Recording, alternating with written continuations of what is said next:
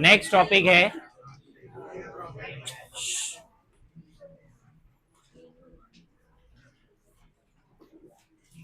Physical properties of alcohols and phenols. Last time हमने preparation किया था, प्रिपरेशन फिनॉल्स का प्रिपरेशन। तो अभी फिजिकल प्रॉपर्टी जो स्टार्ट हो रही है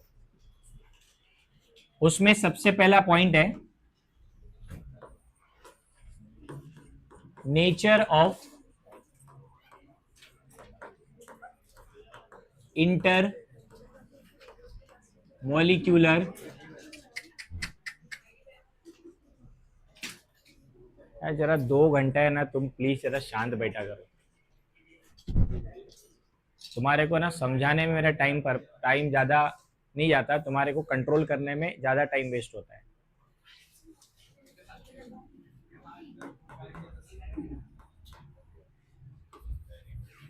नेचर ऑफ इंटरमॉलिक्यूलर फोर्स।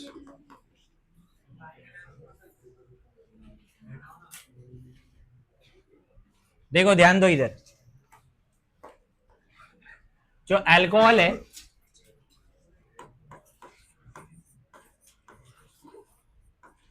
ध्यान देना, अभी अल्कोहल्स में हम लोग उसको ऐसे रिप्रेजेंट करते हैं ROH। तो सबसे पहला पॉइंट इसमें यह देखा जाएगा कि अल्कोहल पोलर है कि नॉन पोलर है। जैसे लास्ट वाले चैप्टर में हमने अल्काइल हैलाइड्स के बारे में भी ये चीज देखी थी कि अल्काइल हैलाइड्स पोलर है लेकिन उनमें डाइपोल डाइपोल इंटरेक्शन होता है। अभी यहाँ पे अगर हम अल्कोहल में देखें तो ये जो बॉन्ड है OH, ये पोलर बॉन्ड है। ऑक्सीजन डेल्टा माइनस और हाइड्रोजन डेल्टा प्लस दिखाया, ठीक है। वो इसलिए क्योंकि ऑक्सीजन की इलेक्ट्रोनेगेटिविटी हाइड्रोजन से बहुत ज्यादा है। लेकिन अगर अपन ये वाला बॉन्ड देखें ना, कार्बन ऑक्सीजन, क्योंकि यहाँ कार्बन आएगा, ये भी प्लस है यहाँ, इसका मतलब दोनों भी बॉन्ड क्या है, पोलर। तो ये तो समझ में आ गया कि alcohols are polar in nature, ठीक है। अब ऐसे हम लोग जरा फेनॉल्स के बारे में भी देखते हैं।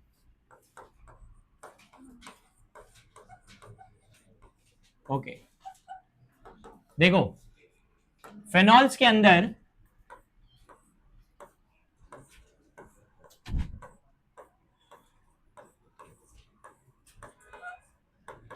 ये है आपका फेनॉल। इस पे भी ध्यान दो, यहां भी OH बॉन्ड है, मतलब यहां भी पोलैरिटी है।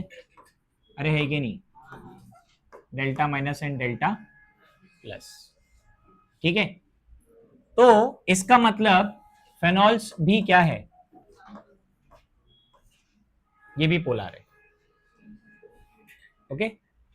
तो अब यहां पे अपने को ये चेक करना है कि इनमें कौन सा इंटरमॉलिक्यूलर फोर्स होगा। तो दोनों के अंदर जो फोर्स प्रेजेंट होता है उसका नाम है इंटरमॉलिक्यूलर हाइड्रोजन बॉन्ड, जो कि उधर भी होता है, इंटर मॉलिक्यूलर हाइड्रोजन बॉन्ड। अब देखो ये जो इंटरमॉलिक्यूलर हाइड्रोजन बॉन्ड है ये वीक थोड़ी होता है, ये स्ट्रॉन्गर होता है। स्ट्रॉन्गर इंटरमॉलिक्यूलर फोर्स है, स्ट्रॉन्गर इंटरमॉलिक्यूलर फोर्स। अब इसका नाम तो हाइड्रोजन बॉन्ड है बट ये कोई बॉन्ड नहीं होता। ये 11th में हमने सीखा था कि हाइड्रोजन बॉन्डिंग होने के मतलब उसका क्राइटेरिया क्या है। उसका क्राइटेरिया ये है कि सबसे पहले हाइड्रोजन बॉन्डिंग, ध्यान से सुनना इधर, हाइड्रोजन बॉन्डिंग होने के लिए सबसे पहले तो आपके मॉलिक्यूल में हाइड्रोजन होना चाहिए, जो कि है अल्कोहल और फिनॉल दोनों में, है ना। And that hydrogen should be bonded to electronegative atoms like, याद है क्या ये, फोन, मतलब आपका जो हाइड्रोजन है वो इन तीनों में से किसी एक एटम को बॉन्डेड होना चाहिए। यहां देख सकते हो हाइड्रोजन ऑक्सीजन के साथ बॉन्डेड है, फ्लोरीन ऑक्सीजन नाइट्रोजन, ये तीन एटम अगर इनको हाइड्रोजन अटैच है तो इसका मतलब वहां पे हाइड्रोजन बॉन्डिंग होने वाला है।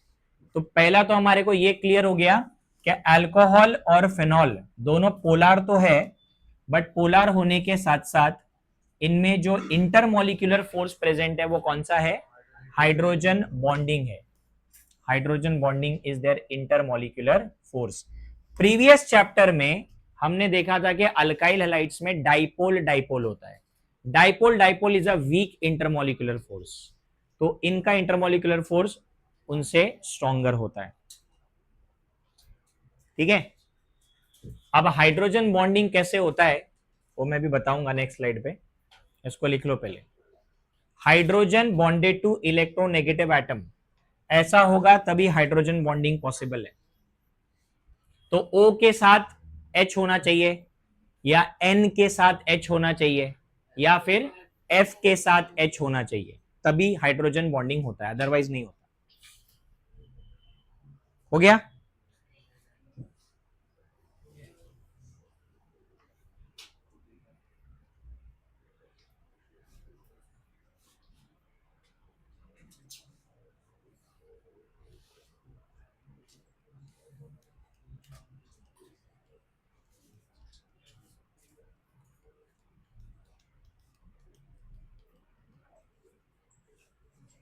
चलो यही दिखा देता हूं हाइड्रोजन बॉन्डिंग, इतना लिखा ना सबने। देखो अल्कोहल्स का हाइड्रोजन बॉन्डिंग इधर दिखाता हूं, फिनॉल का उधर। हाइड्रोजन बॉन्डिंग के लिए अभी जैसे ये मेरे पास एक अल्कोहल है ROH, ठीक है, इसका हाइड्रोजन बॉन्डिंग होगा, इसका हाइड्रोजन बॉन्डिंग होगा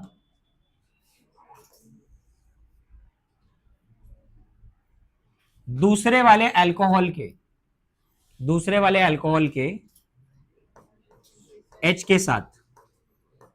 अभी सुनो इधर, ऐसा क्यों, बिकॉज यहां पे वर्ड क्या लिखा हुआ है, इंटरमोलिक्यूलर। इंटरमोलिक्यूलर का मतलब between two molecules. So this is one molecule of alcohol, this is another. इसका ऑक्सीजन जो है ना वो है डेल्टा माइनस, और उसका H है डेल्टा प्लस। ये डॉटेड लाइन से दिखाने का मतलब ये हुआ कि ये कोई बॉन्ड नहीं है, it is just an intermolecular force of attraction. इस और इस मॉलिक्यूल के बीच का फोर्स ऑफ अट्रैक्शन है। बॉन्ड तो ये है, ये वाले बॉन्ड्स है, ये बॉन्ड नहीं है, उसका नाम बॉन्डिंग लिखते हैं, बट ये कोई बॉन्ड नहीं होता है।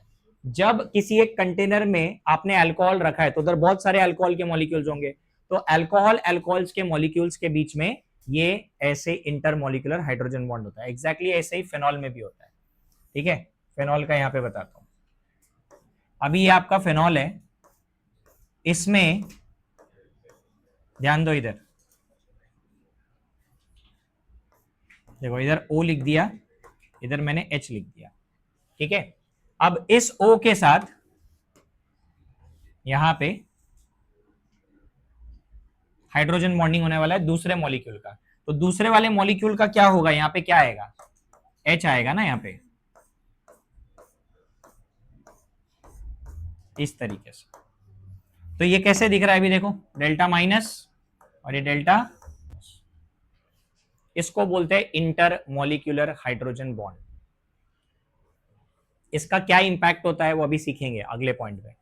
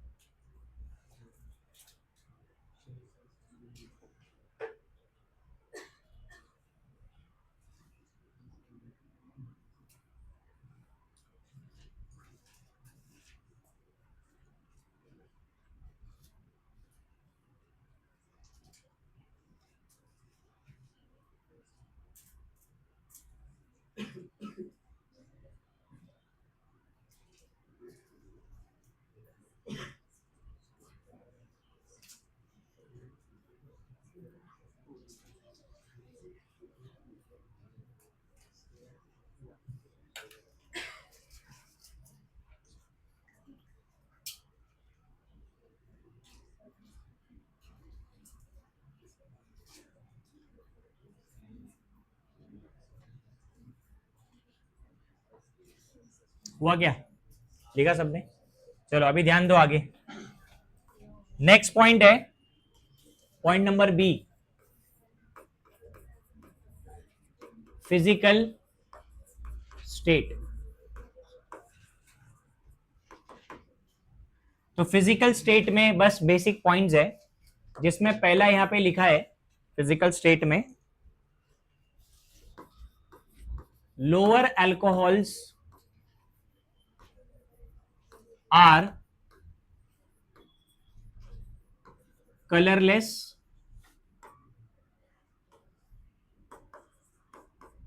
Toxic liquids. लोअर अल्कोहल में आता है methanol and ethanol, methanol and ethanol, इनको लोअर अल्कोहल बोलते हैं, 1 और 2 कार्बन वाले, ठीक है। टॉक्सिक लिक्विड्स होते हैं और इनका है ना एक कैरेक्टरिस्टिक ओडर होता है, हैविंग कैरेक्टरिस्टिक ओडर, मतलब एक स्मेल होता है उनका खुद का। तो याद रखो lower alcohols are colourless toxic liquids, methanol ethanol दोनों टॉक्सिक है। एंड जो हायर वंस है वो सॉलिड्स होते हैं, हायर वंस आर सॉलिड्स। मतलब इसका ये हुआ कि अल्कोहल्स गैस फेज में एग्जिस्ट नहीं करते, अल्कोहल्स या तो सॉलिड्स होंगे या तो लिक्विड्स होंगे, ठीक है। हायर वंस का मतलब है 8, 10, 12 कार्बन वाले एकदम, ठीक है। शुरू के मिथेनॉल इथेनॉल प्रोपेनॉल ब्यूटेनॉल ये सब लिक्विड्स ही है, ओके। 8-9 कार्बन के बाद आपको सॉलिड्स मिलेंगे और जो शुरू के हैं वो सब टॉक्सिक लिक्विड्स होते हैं। ये हो गया। फिर उसके बाद नेक्स्ट पॉइंट ये है, जो प्योर फेनॉल होता है is a colourless crystalline solid. ये देखो ये इंपॉर्टेंट पॉइंट है, प्योर फेनॉल। फेनॉल जो है ना, फेनॉल जो है वो देखो प्योर फेनॉल लिक्विड नहीं होता है, सॉलिड होता है, सॉलिड। तो pure phenol is a colourless crystalline solid, ये याद रखना। और इसका है ना एक और पॉइंट है, phenol have low melting point, इसका मेल्टिंग पॉइंट लो है, ठीक है। और इसका जो ओडर होता है इट हैज कार्बोलिक या फिर अपन लिखेंगे फिनोलिक ओडर, फिनोलिक ओडर। ये कार्बोलिक वर्ड इसलिए आया क्योंकि ना फेनॉल्स को, ये खाली अभी साइड में लिख के दे रहा हूं मैं, आगे पढ़ाऊंगा। फेनॉल को केमिस्ट्री में कार्बोलिक एसिड बोला गया है, कार्बोलिक, नॉट कार्बोक्सिलिक, कार्बोक्सिलिक नहीं, कार्बोलिक एसिड। वो आज ही पढ़ेंगे, पढ़ाऊंगा मैं। Phenols are acidic in nature, phenols acidic होते हैं तो उनको कार्बोलिक एसिड बोलते हैं। तो वहीं से ये वर्ड आया है कार्बोलिक ओडर। तो फेनॉल्स का भी एक स्पेसिफिक ओडर होता है।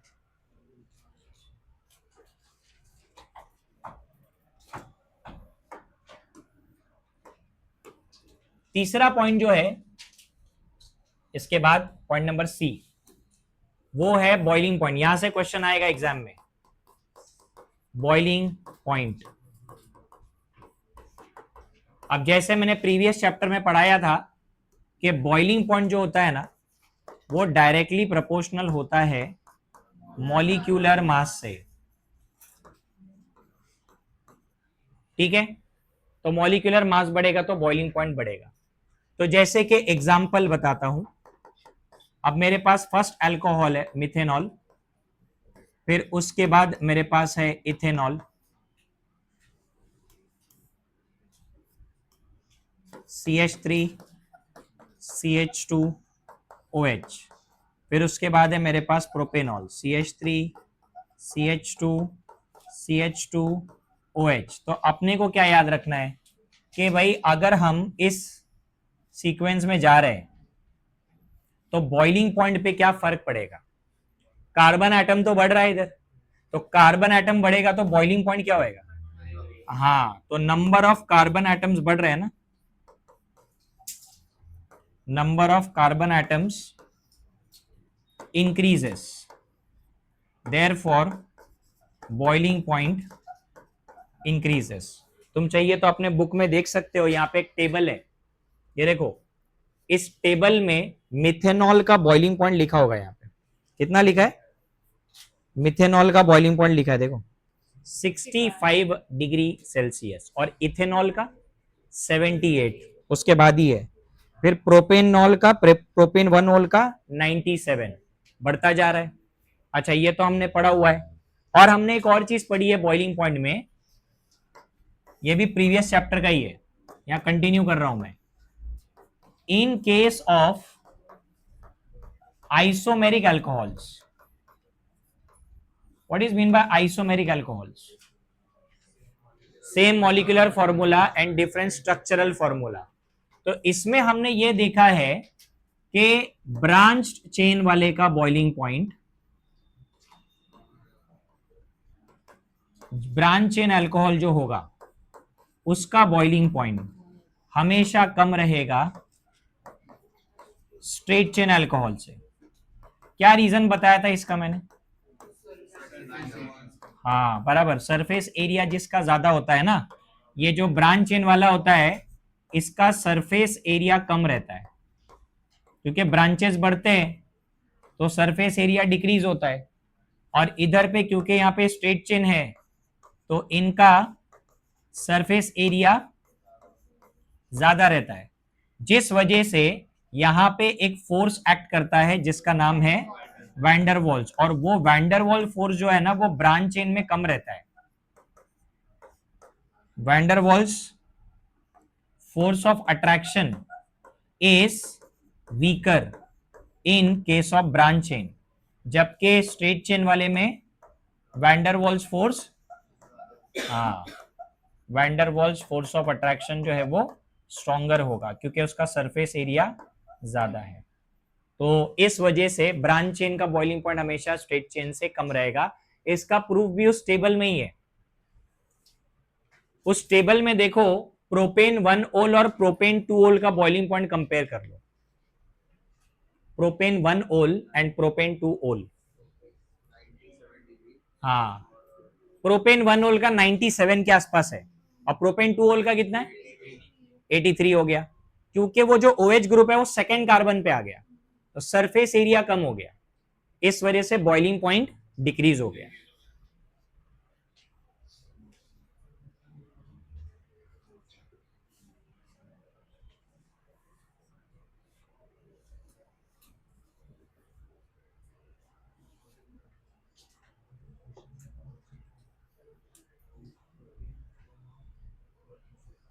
हो गया?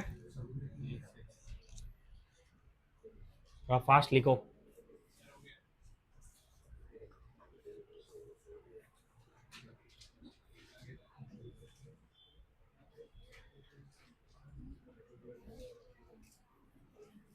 फेनॉल्स में भी ऐसे ही होता है, सेम। फेनॉल्स का भी मॉलिक्यूलर मास बढ़ेगा। ये जो मैंने यहां लिखा है ना, दोनों के लिए लिखा है, ये जो हमने लिखा है ये दोनों के लिए, अल्कोहल्स के लिए भी एंड फेनॉल्स के लिए भी। फेनॉल्स में भी चेक करो, इधर ध्यान दो सब लोग, इधर देखो, सबसे पहले फेनॉल लिखा होगा यहां, जरा फेनॉल पे ध्यान दो, उसका बॉइलिंग पॉइंट कितना है? नहीं, बॉइलिंग वो मेल्टिंग पॉइंट है उसका 182 है। उसके बाद देखो, उस फेनॉल के ऊपर एक CH3 ग्रुप लगा दिया गया, अब उसका बॉइलिंग पॉइंट कितना हो गया? मॉलिक्यूलर मास बढ़ गया। उसके बाद उसमें NO2 लगा दिया, 217 हो गया, है ना? तो सेम कॉन्सेप्ट वहां भी अप्लाई होता है, सिर्फ अल्कोहल पे नहीं अप्लाई नहीं होता, फेनॉल पे भी यही अप्लाई होता है कि मॉलिक्यूलर मास बढ़ेगा तो बॉइलिंग पॉइंट बढ़ेगा। ठीक है, इतना लिखा सबने? हाँ, अभी एक ऐसा पॉइंट है जो हमारे बुक में नहीं दिया है, वो मैं बता रहा हूं, उसको लिखना है। वो पॉइंट ये है कि boiling point of alcohols are higher then the corresponding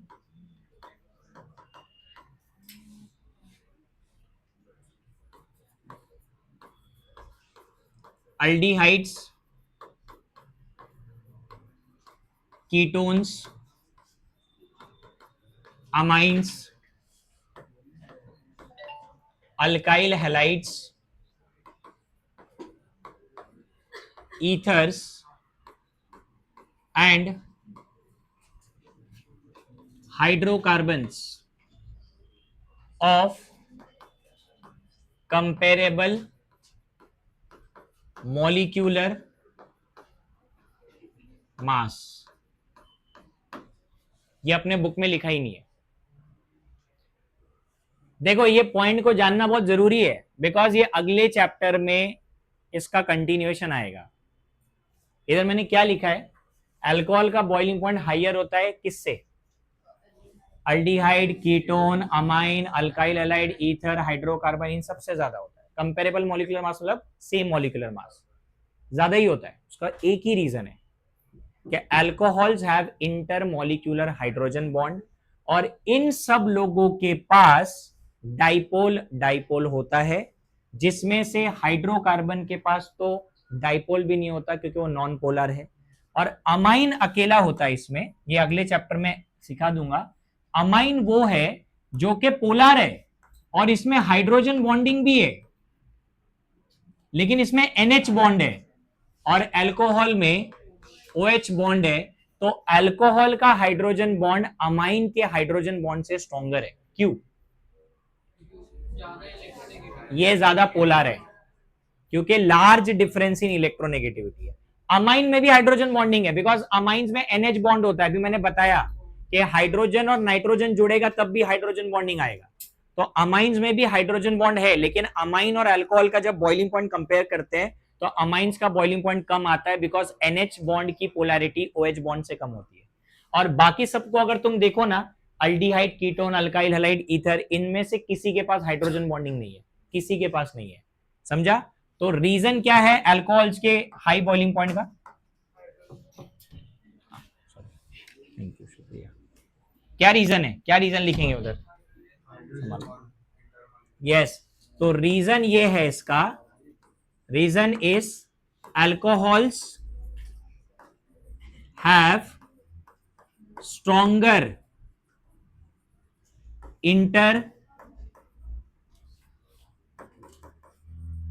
inter molecular hydrogen bond.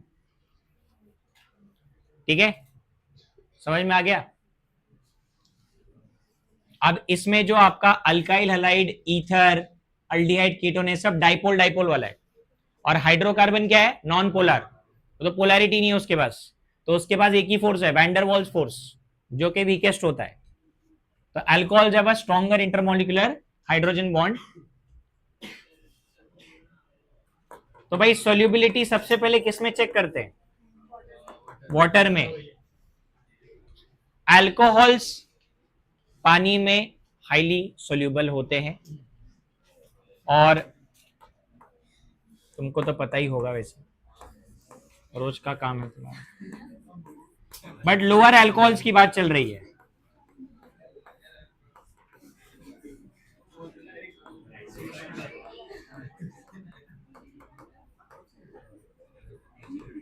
सुनो इधर, ऐसा लिखना है, अल्कोहल्स वर्ड नहीं लिखना है, लोअर अल्कोहल्स लिखना है। उसका रीजन बताता हूं अभी। लोअर अल्कोहल्स मतलब के स्टार्टिंग के मान लो 3, 4 या 5 कार्बन तक के जो अल्कोहल्स है, हाँ, they are highly soluble. But जैसे जैसे कार्बन एटम्स बढ़ते जाएंगे ना, तो पानी में उनकी सोल्यूबिलिटी कम होती जाती है। ठीक है, पहले ये समझते कि ये लोग हाईली सोल्यूबल क्यों है। तो इसका रीजन है फॉर्मेशन ऑफ, चुप बैठो, हाँ, फिर से चालू हो गया तुम्हारा। Formation of intermolecular hydrogen bond between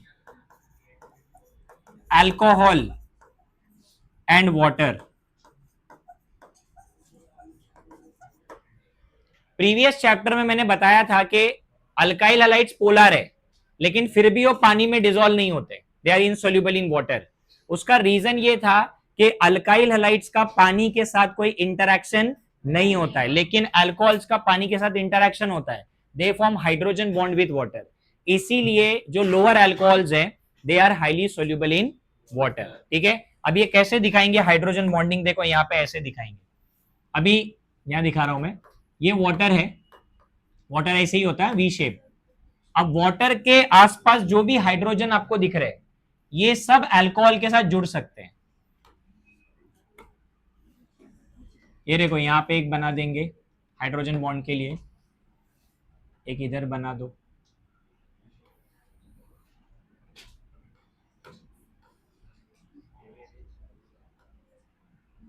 एक इधर दिखा दो।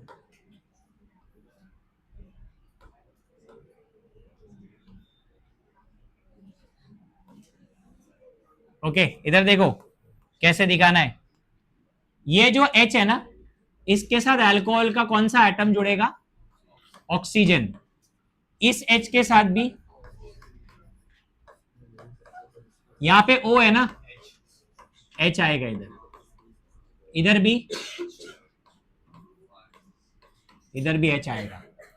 तो यहां पे अपने को लिखना है डेल्टा माइनस, डेल्टा प्लस, ये डेल्टा प्लस, डेल्टा माइनस, यहाँ पे डेल्टा माइनस, डेल्टा प्लस, और ये भी डेल्टा प्लस। इस तरीके से हाइड्रोजन बॉन्डिंग होता है बिटवीन वाटर एंड अल्कोहल। इसीलिए अल्कोहल्स जो लोअर अल्कोहल्स है वो लोग पानी में इजीली सोल्यूबल है। और आगे का पॉइंट ये है कि as the number of carbon atoms in alkyl chain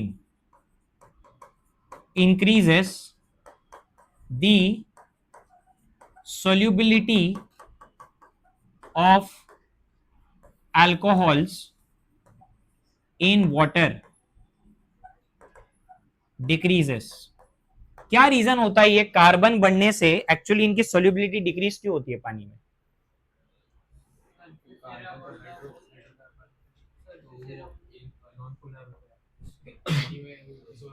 surface area नहीं है। एक्चुअली क्या होता है, कार्बन एटम जो अल्काइल चेन बढ़ता है ना, वो अल्काइल चेन हाइड्रोफोबिक होता है।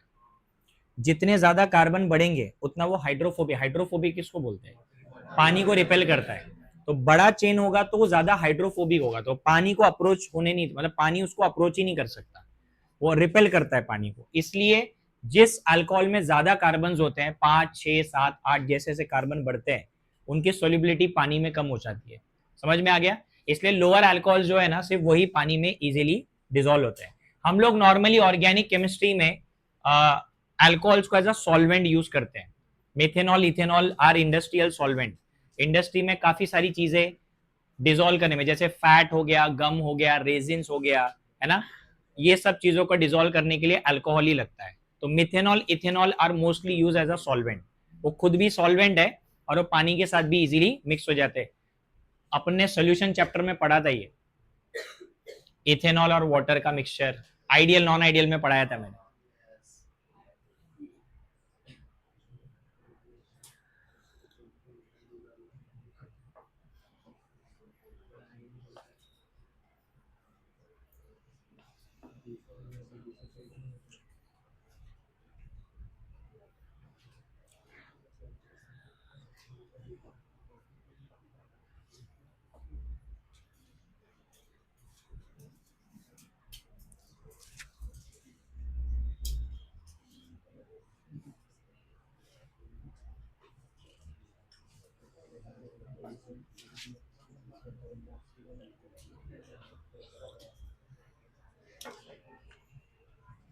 आज तुम आगे आ गए एकदम अचानक, पढ़ने लगी।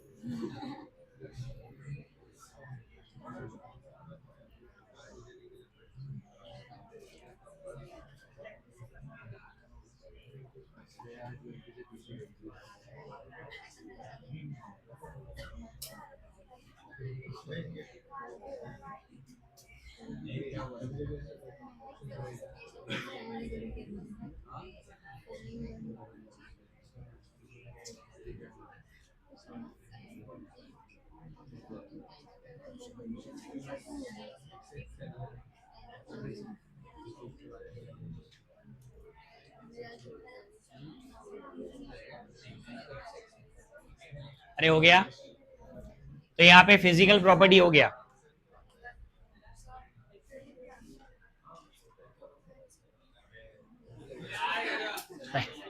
तो इतना आगे बैठ के देखो ठंडी लग रही, कुर्सी नहीं है ना इधर, नेक्स्ट टाइम से चेयर पे बैठेगा।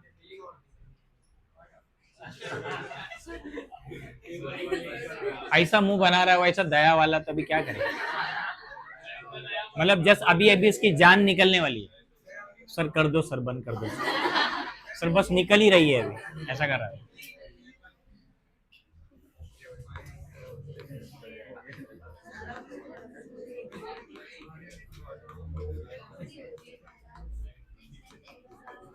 चलो नेक्स्ट टॉपिक है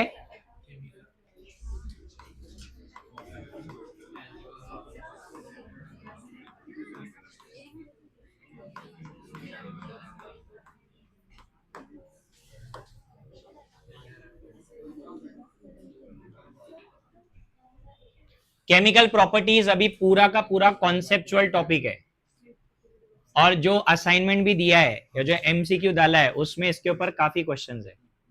अब यहाँ पे ना रिएक्शन तो सीखना है, बट रिएक्शन से पहले उसका कॉन्सेप्ट सीखना है, तो जरा सा ध्यान देना। वैसे भी एक तो तुमको कुछ आता नहीं है, और यहाँ पे जो कॉन्सेप्ट की चीजें सिखाता वो भी बाउंसर जाएगी। देखो इधर पहला पॉइंट है ना, यहाँ पे ये है लेबोरेटरी टेस्ट। लेबोरेटरी टेस्ट में एक्चुअली अपने को यह बताया गया है कि लैब में हम लोग कैसे पता लगाएंगे कि अल्कोहल और फिनॉल को आइडेंटिफाई करने का क्या टेस्ट है लैब में। तो सबसे पहला टेस्ट है लिटमस टेस्ट। अब देखो लिटमस टेस्ट इन्होंने दिया सबसे पहले, तो लिटमस टेस्ट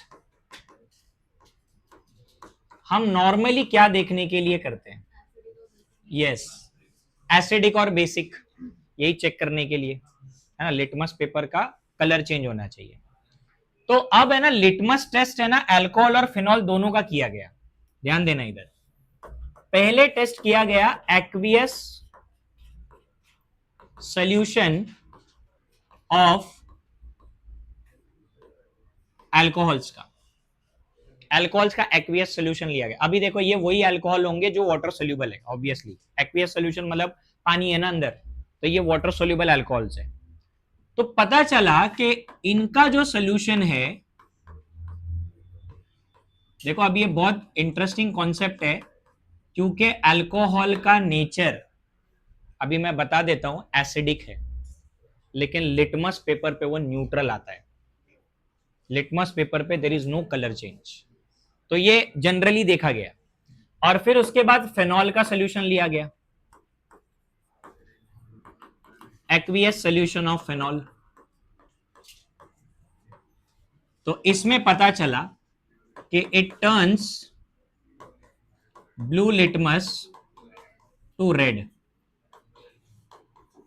अब देखो भाई, इससे तो क्लियर कट समझ में आ गया कि फेनॉल्स आर एसिडिक, क्योंकि लिटमस पेपर का कलर चेंज हो गया है।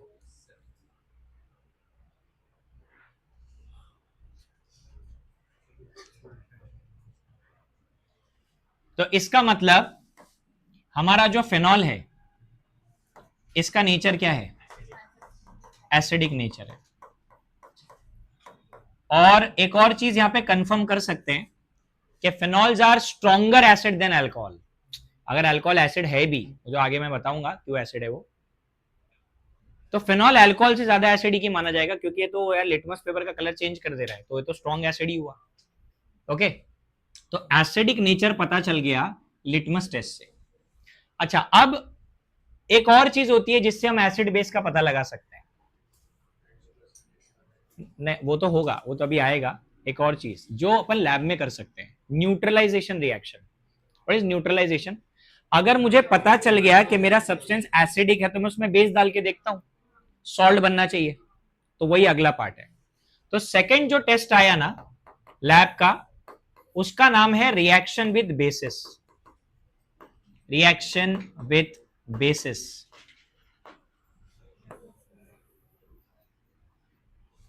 तो इसमें पता ये चला कि फिनॉल जो होता है, phenol does not react with weak bases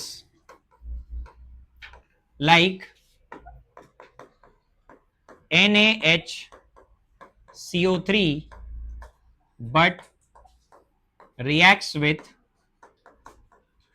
strong bases like NaOH। ये देखो, ये लैब के टेस्ट में पता चला। What is NaHCO3? Sodium bicarbonate. Sodium bicarbonate एक बेस है, बट वो स्ट्रॉन्ग बेस नहीं है, वो वीक बेस है। तो फिनॉल में जब वीक बेस डाला गया ना, so there was no reaction, कुछ भी नहीं हुआ, फिनॉल रिएक्ट ही नहीं किया। लेकिन जब उसमें NaOH डाला गया तब फिनॉल रिएक्ट कर रहा है। अब कैसा रिएक्शन होगा मैं नीचे बताता हूं। हम लोग फिनॉल को ऐसा लिखेंगे ArOH, और इसमें हम डालेंगे NaOH। क्या बनेगा? सॉल्ट बनना चाहिए। यहां से H प्लस और यहां से OH माइनस निकल जाएगा, तो हमको मिलेगा ArO minus Na plus, plus उसके साथ क्या? H2O, salt and water. वो सॉल्ट है।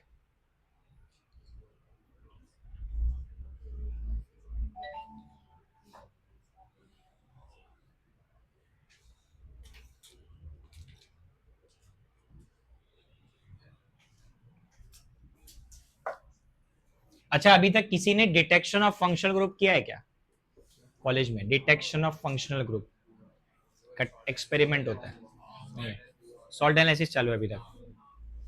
करवाएंगे तुमको शायद 1-2 महीने में आगे करवाएंगे। सुनो इधर, उसी से रिलेटेड कुछ पॉइंट है इधर।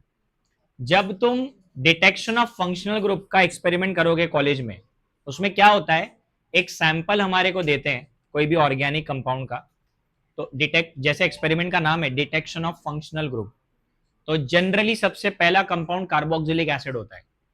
तो उसमें कौन सा फंक्शनल ग्रुप होएगा? C double bond OH।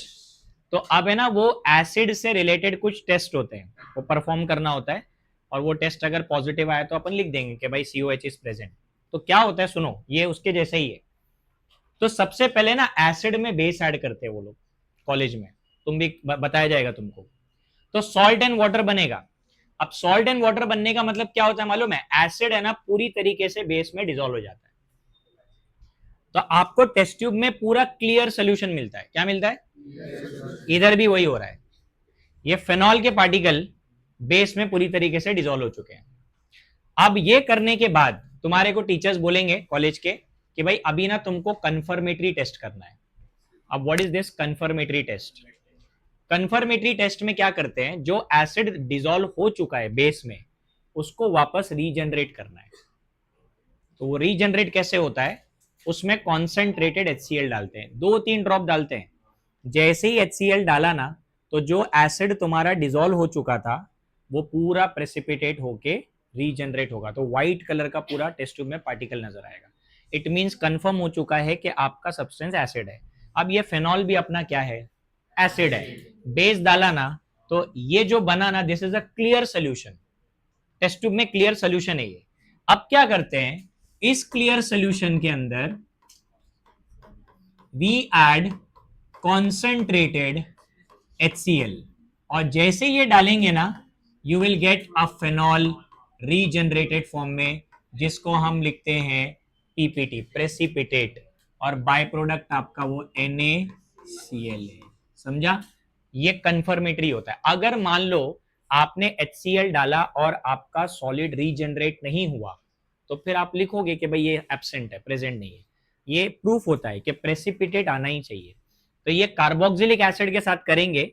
तुम जब कॉलेज में तुमको दिया जाएगा ना, तो मेरे को लगता है 3 या 4 ही फंक्शनल ग्रुप करवाते हैं।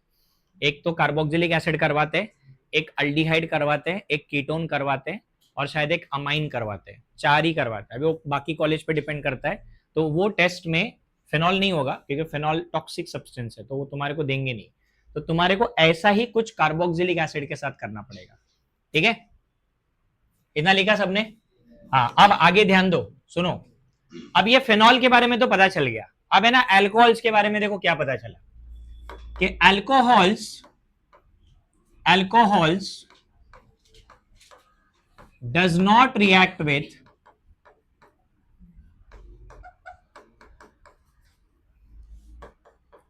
NaHCO3 as well as NaOH। अभी अल्कोहल इतना वीक है कि ना वो सोडियम बाइकार्बोनेट के साथ रिएक्ट कर रहा है और ना ही वो NaOH के साथ। अब देखो ये फाइनल टेस्ट होता है जहां पे आप ये प्रूफ कर सकते हो कि अल्कोहल एसिडिक है। अभी सुन लो ध्यान से, 10th स्टैंडर्ड का कॉन्सेप्ट है ये। हमने न्यूट्रल देखा लिटमस पेपर में, तो यहां से तो प्रूफ नहीं हुआ कि अल्कोहल एसिडिक है। फिर हम बेस डालने की कोशिश कर रहे थे, बेस के साथ इस पे कोई असर ही नहीं हो रहा है, वहां से भी प्रूफ नहीं हुआ कि एसिडिक है। तो लास्ट में एक ही चीज होती है जहां से एसिडिटी प्रूफ होती है, और ये 10th की बुक में था। नहीं, 10th की बुक में क्लियरली अपने बुक में लिखा है कि अगर कोई सब्सटेंस एसिडिक है और उसमें अगर कोई मेटल डाला जाए तो वो हाइड्रोजन गैस लिबरेट करता है। तो फाइनल टेस्ट वही था कि भाई अल्कोहल में ना सोडियम मेटल डाला गया, जरूरी नहीं सोडियम डाले, कोई भी इलेक्ट्रोपॉजिटिव मेटल। तो पता चला कि अल्कोहल्स रिएक्ट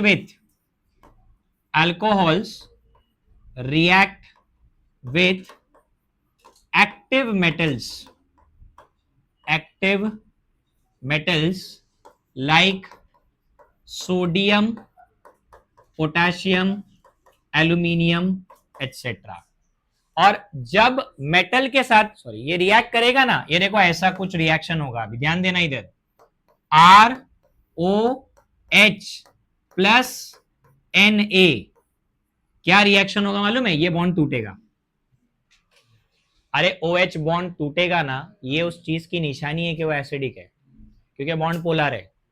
तो अगर OH बॉन्ड टूटेगा तो H प्लस रिलीज होएगा, H प्लस रिलीज होने वाले को एसिड बोलते हैं। तो ये इसको रिप्लेस करेगा and you will get RO minus Na plus and there is a liberation of H2 gas. ये 10th की बुक में था। किसी भी एसिड में अगर आप मेटल डालते हो और वहां से हाइड्रोजन गैस रिलीज होता है, ये इस बात का प्रूफ है कि अंदर सब्सटेंस एसिडिक है, हाइड्रोजन गैस का लिबरेशन। तो अपने को कैसे पता चला कि अल्कोहल एसिडिक है?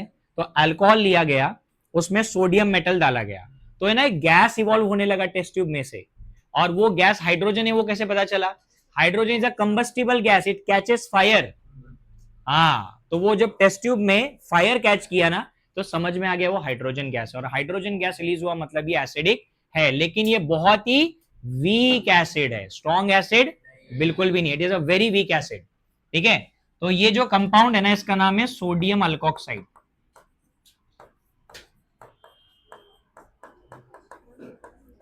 ठीक है, और यहां पे एक नीचे ना नोट में पॉइंट लिख देना कि liberation of H2 gas,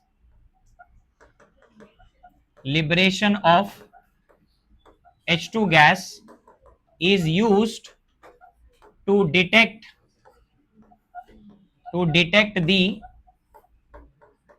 the presence of OH या alcoholic OH ग्रुप, ऐसा लिखो, presence of alcoholic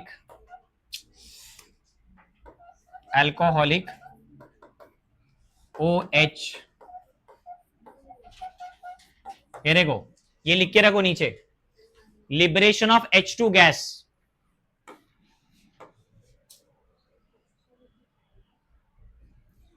is used to detect the presence of alcoholic OH group। तो H2 गैस का रिलीज होना इस बात का प्रूफ है।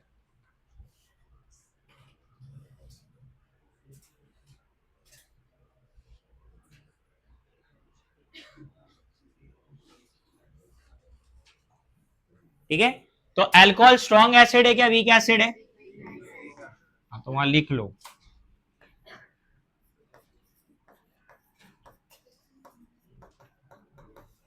अगर स्ट्रांग होता तो लिटमस पेपर में ही वो कलर चेंज कर देता, बट नहीं कर रहा है। ठीक है, बेस के साथ भी रिएक्ट नहीं कर रहा है, बट सोडियम मेटल के साथ हाइड्रोजन गैस रिलीज कर रहा है।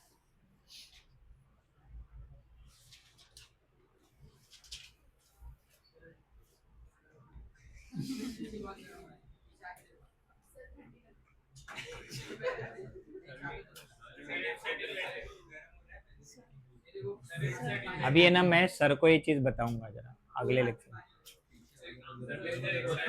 कुछ बोल रहा है कोई, आधे लोग बोलते हैं सर फैन लगाओ, आधे लोग बोलते हैं मत लगाओ, टाइम पास करवाते हो। अच्छा,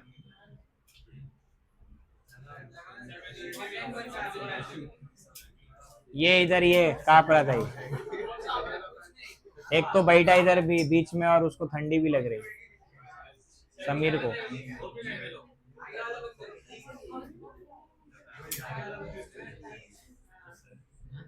रुक जाओ थोड़ा देर, करता हूँ 5 मिनट रुको। हो गया लिखे? ओके, इसके बाद नेक्स्ट है पॉइंट नंबर 3।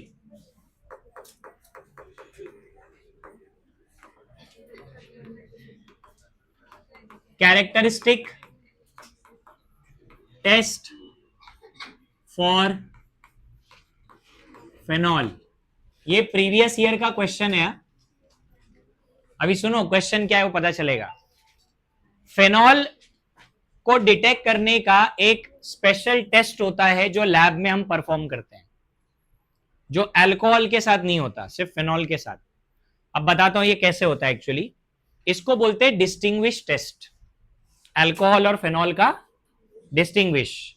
आपको मान लो 2 टेस्ट ट्यूब दे दिए गए प्रैक्टिकल में, उसमें से एक में अल्कोहल एक में फेनॉल है, बट आपको नहीं पता। ठीक है, अननोन सैंपल्स है।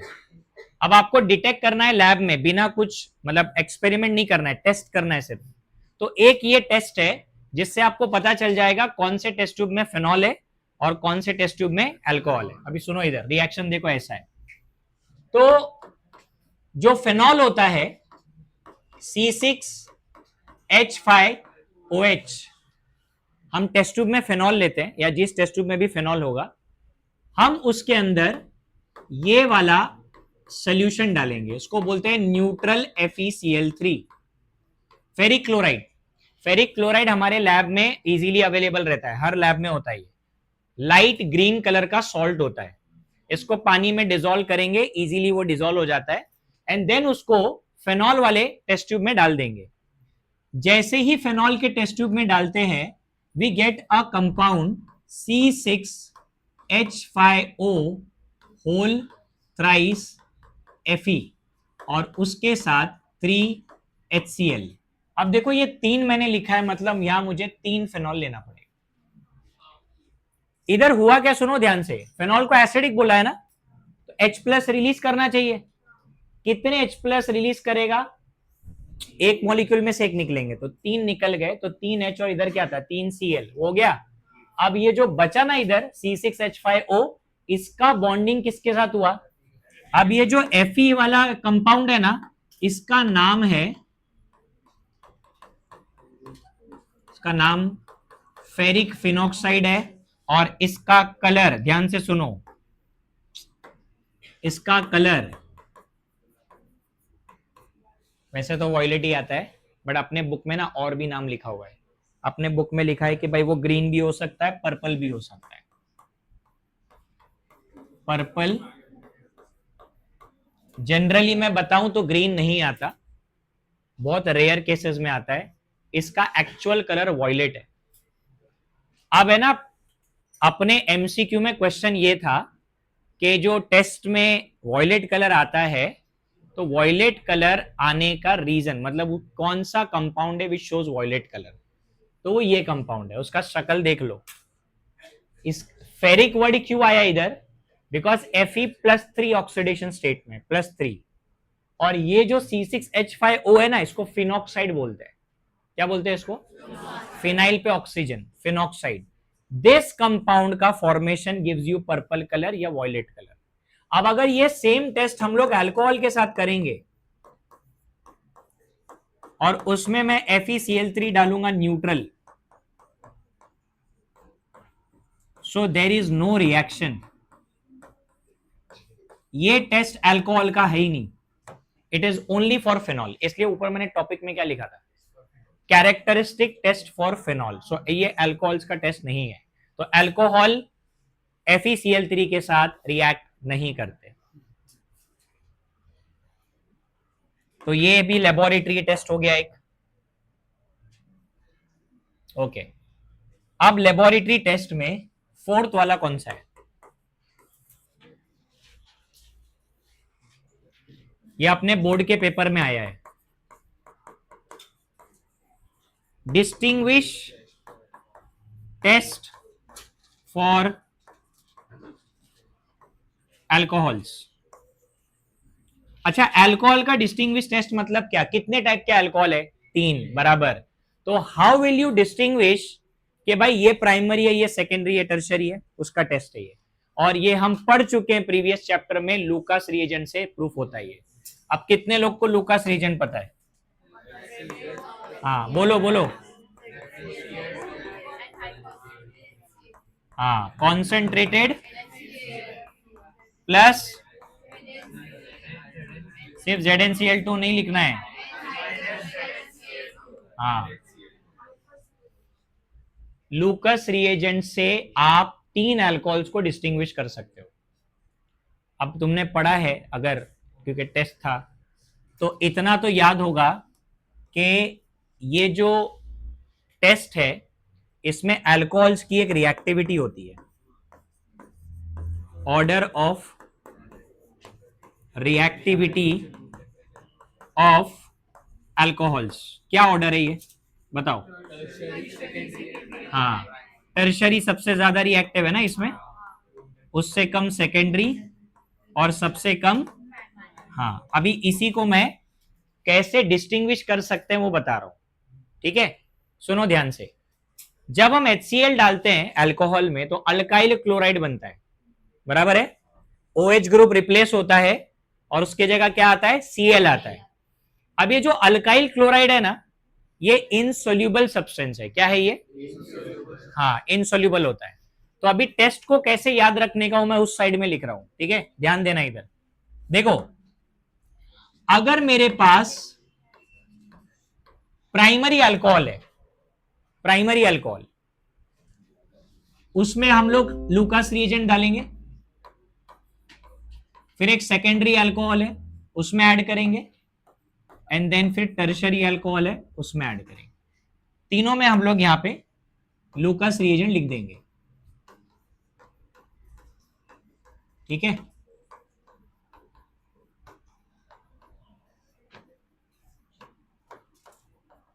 तीन टेस्ट ट्यूब में हमने 3 अल्कोहल लिए और तीनों में लूकास रिएजेंट डाला ना। It is all based on observation. Observation पे ध्यान दो। जिस टेस्ट ट्यूब में टर्शरी अल्कोहल होगा उसमें है ना,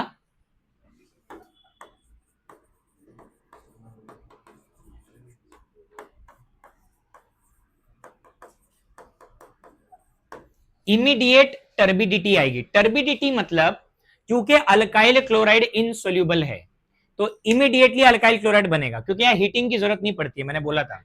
यस, जैसे ही टेस्ट ट्यूब में HCl गया, लूकास रिएजेंट गया, it forms alkyl chloride.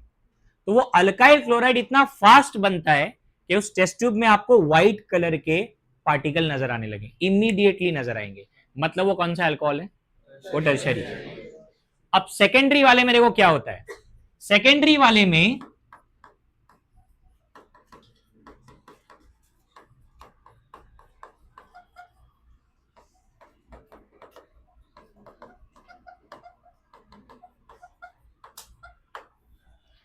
Turbidity appears after few minutes. मतलब एक ऐसा टेस्ट ट्यूब आपको दिखाई देगा जहां पे आपने HCl और ZnCl2 डाल दिया, लेकिन है ना टर्बिडिटी 3-4 मिनट के बाद आ रही है। So that is secondary. और प्राइमरी में ना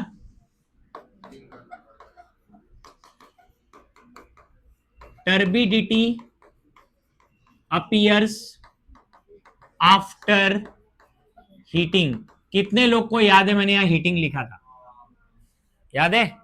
मैंने बोला था प्राइमरी में हीट करना पड़ता है क्योंकि प्राइमरी की रिएक्टिविटी सबसे कम है। तो वहां पे जब अल्काइल क्लोराइड बनेगा देर इज नो टर्बिडिटी, कुछ नहीं नजर आएगा, और वो तभी आएगा turbidity when you heat the solution. तो हो गया ना डिस्टिंग्विश। जहां पे आपको टर्बिडिटी नजर ही नहीं आ रही है, 10 मिनट हो गया, 15 मिनट हो गया, फिर आपने उसको हीट किया और फिर आई टर्बिडिटी, इट मींस वो प्राइमरी अल्कोहल है। और जहां पे आपको 4-5 मिनट रुकने के बाद टर्बिडिटी नजर आ रही है, दैट इज सेकेंडरी, और जहां पे इमीडिएटली टर्बिडिटी नजर आ रही है, टर्शरी है। So this is called distinguish test of primary, secondary and tertiary alcohol. ठीक है, इसको याद रखो, ये बोर्ड्स में पूछा गया है। हमारे पास है ना डिस्टिंग्विश टेस्ट है ना, एक तो ये है जो पूछा जाता है वही बता रहा हूं, और एक अपने को आएगा अमाइंस में। अमाइंस में एक टेस्ट है, उसको बोलते हैं डिस्टिंग्विश टेस्ट फॉर अमाइंस, क्योंकि 3 अमाइंस होते हैं, प्राइमरी, सेकेंडरी, टर्शरी, तो उनको डिस्टिंग्विश करने का भी एक टेस्ट है, तो वो अमाइंस में पढ़ाऊंगा। तो ये बोर्ड्स में आते रहता है डिस्टिंग्विश टेस्ट, तो इसको याद रखो, ये तो बहुत ईजी है, ये तो लैब में कर सकते हैं, लैब में करने वाला ही है, ये सब लैब टेस्ट ही चल रहा है। तो लैब में यू कैन डिटेक्ट कि जिस टेस्ट ट्यूब में इमीडिएट आ गया टर्बिडिटी वो टर्शरी है, और जिसमें आया ही नहीं, हीटिंग करना पड़ा, वो प्राइमरी है। और वो सब किस पे डिपेंड कर रहा है? ये देखो रिएक्टिविटी के ऑर्डर पे, रिएक्टिविटी के ऑर्डर से डिसाइड होता है।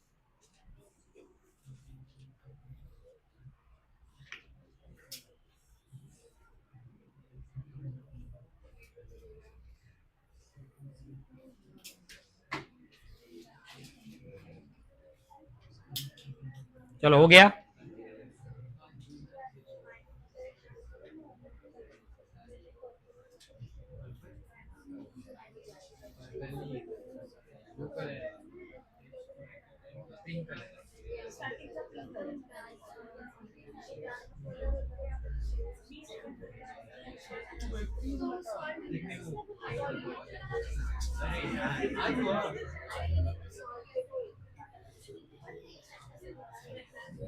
अरे हुआ क्या गधों?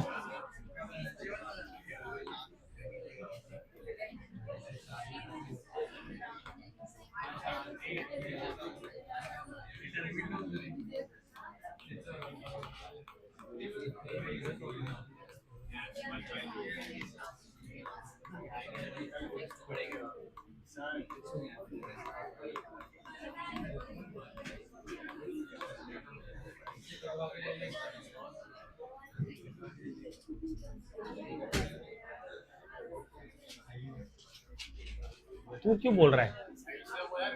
तुमने बोलने का, उसने बोला तो।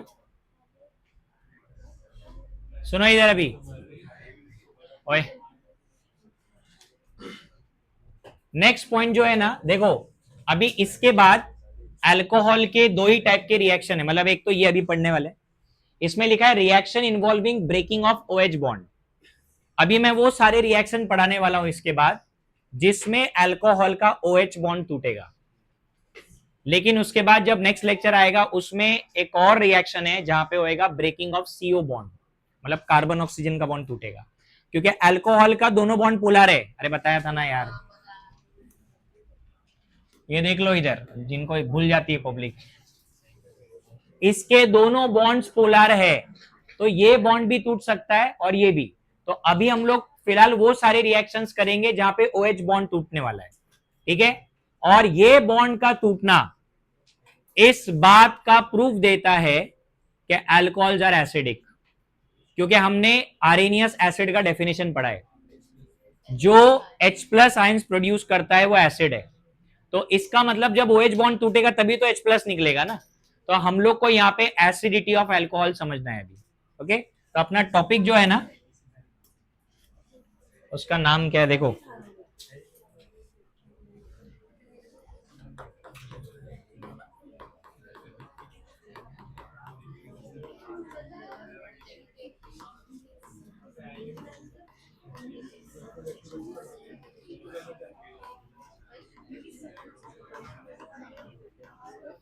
साइलेंट।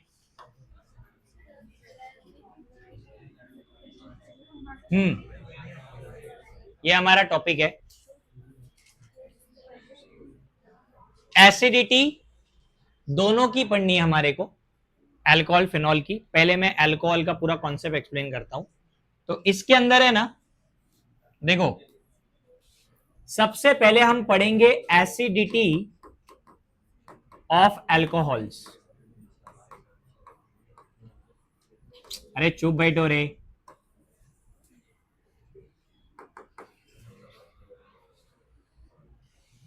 एसिडिटी ऑफ अल्कोहल को समझने के लिए सबसे पहला हमको यह बताया गया कि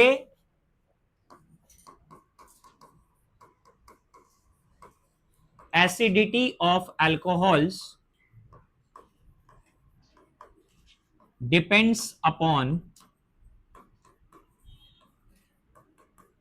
पोलैरिटी ऑफ OH बॉन्ड। और ये सही स्टेटमेंट है। उनकी एसिडिटी जो है ना अल्कोहल की, ये OH बॉन्ड की पोलैरिटी पे ही डिपेंड करती है। अब इसको मैं एक्सप्लेन करने वाला हूं, ध्यान देना इधर। अब यहां पे ना आयनिक इक्विलिब्रियम का कॉन्सेप्ट लगेगा। ये हमारे पास अल्कोहल है ROH, और इसको हमने वाटर में डाला, तो हम अल्कोहल को एसिड बोल रहे हैं ना। इसका मतलब अल्कोहल रिलीज करने वाला है H+, क्योंकि बॉन्ड कौन सा टूटने वाला है, OH बॉन्ड। अब जब ये H+ रिलीज करेगा तो ये वाटर इसका प्रोटॉन ले लेगा, तो ये इलेक्ट्रॉन जाएगा इस पे। तो अब मुझे क्या मिलेगा, देखो RO minus, yes RO minus के साथ H3O+। चेक करो, मैंने यार रिवर्सिबल एरो डाला है, क्योंकि ये बहुत ही ज्यादा वीक है तो ज्यादा डिसोसिएट नहीं होने वाला। अब इसका नाम है अल्कोक्साइड आयन। Alkoxide ion. अगर अल्कोहल को मैं एसिड बोल रहा हूं तो ये हुआ अल्कोहल का कॉन्जुगेट बेस। एसिड है तो उसका कॉन्जुगेट बेस। अब ये रिएक्शन फॉरवर्ड जाएगा या बैकवर्ड जाएगा, वो इसकी स्टेबिलिटी से डिसाइड होगा। क्योंकि अगर ये अच्छा ज्यादा स्टेबल है तो ये फॉरवर्ड जाएगा, अरे मोर स्टेबल स्टेट में जाएगा ना। अगर ये ज्यादा स्टेबल है कॉन्जुगेट बेस, तो रिएक्शन फॉरवर्ड जाएगा। अगर फॉरवर्ड जाएगा तो वो ज्यादा डिसोसिएट होएगा, तो H+ तो बहुत ज्यादा निकलने चाहिए, बट एक्चुअल में ऐसा हो नहीं रहा है। क्योंकि अगर H+ बहुत ज्यादा निकल रहे होते तो फिर लिटमस पेपर का कलर चेंज हो जाता। मतलब ज्यादा H+ निकल नहीं रहा है, मतलब ये बैकवर्ड जा रहा है। बट बैकवर्ड क्यों जा रहा है, क्योंकि कॉन्जुगेट बेस स्टेबल नहीं है। कॉन्जुगेट बेस डीस्टेबलाइज हो रहा है। अब उसको समझना है कि डीस्टेबलाइज कैसे हुआ। सब लोग ध्यान दो उधर। ऑक्सीजन पे कौन सा चार्ज है, माइनस है ना पहले से ही। उसके बाजू में जो R ग्रुप है ये +I है। मैंने बोला था सारे अल्काइल ग्रुप जो होते हैं +I, इलेक्ट्रॉन डोनेटिंग ग्रुप, मतलब ये इलेक्ट्रॉन दे रहा है इसको। अब अगर बाजू वाला अल्काइल ग्रुप इलेक्ट्रॉन देता रहेगा ऑक्सीजन को, तो ऑक्सीजन का नेगेटिव चार्ज और बढ़ेगा। अबे चार्ज बढ़ेगा, इलेक्ट्रॉन की डेंसिटी बढ़ गई, तो ये तो डीस्टेबलाइज होएगा। हमको चार्ज बढ़ाना थोड़ी होता है, चार्ज कम करना होता है। तो अल्काइल ग्रुप तो और इलेक्ट्रॉन शिफ्ट कर रहा है ऑक्सीजन की तरफ। तो oxygen which is already negatively charged, उसका चार्ज और बढ़ गया, तो आपका कॉन्जुगेट बेस क्या हो रहा है, डीस्टेबलाइज हो रहा है। तो समझा ये यहां पे कि कॉन्जुगेट बेस डीस्टेबलाइज हो रहा है। By which effect, yes +I effect की वजह से, +I इफेक्ट की वजह से ये डीस्टेबलाइज हो रहा है। तो इससे क्या समझा हमारे को, इससे हमको ये समझ में आ गया कि why alcohols are very weak acid, because उनका कॉन्जुगेट बेस स्टेबल नहीं है, तो रिएक्शन फॉरवर्ड में जाने की कोशिश नहीं करता, तो हार्डली डिसोसिएट होता है। हार्डली मतलब जो H+ निकलेंगे ना, उनका concentration is very very low. समझ में आया कि नहीं आया। अब अपने पास कितने अल्कोहल है, 3। तो अपने को अब कंपेयर करना है कि इन तीनों में से कौन ज्यादा एसिडिक है और कौन सबसे कम एसिडिक है। और ये क्वेश्चन नीट में भी है, सीईटी में भी और जेईई मेंस में भी है। Which of the following is the correct order of acidity of alcohol. अब वो समझाता हूं मैं जरा डिटेल में, वहां पे ध्यान देना। सुनो, अभी मेरे पास सबसे पहले प्राइमरी अल्कोहल है, प्राइमरी अल्कोहल हम लोग ऐसा लिखेंगे RCH2OH। अब जो मैं बता रहा हूं उसको सुनो सब लोग ध्यान से। क्या करना है, OH बॉन्ड को ब्रेक करेंगे हम। OH बॉन्ड ब्रेक करने के बाद क्या मिलेगा, RCH2O माइनस, और उसके साथ क्या, हाँ। अब मुझे बताओ यहां पे प्लस आई ग्रुप कितना है, एक ही है। ये देखो भाई, समझ रहा है क्या। अब अगर यहां एक ही प्लस आई ग्रुप है तो ये एक प्लस आई ग्रुप की वजह से तो इसका नेगेटिव चार्ज बढ़ेगा ही, मतलब ये तो डिस्टेबलाइज होने ही वाला है। लेकिन अगर इसको कंपेयर करेंगे सेकेंडरी अल्कोहल से, तब क्या पता चलेगा। देखो ये बॉन्ड तोड़ने का अपने को, और यहां पे ऐसा लिखना है O माइनस H प्लस। तो इस केस में हमारे पास कितने प्लस आई ग्रुप है, इधर एक है और ये दूसरा वाला। अब ये दोनों अगर प्लस आई है मतलब इलेक्ट्रॉन यहां से भी जा रहा है, इलेक्ट्रॉन इधर से भी जा रहा है और इधर से भी जा रहा है।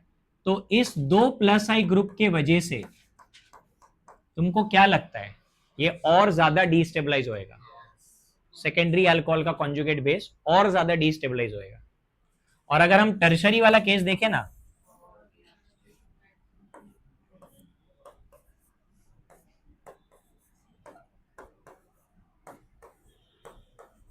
टर्शरी वाले में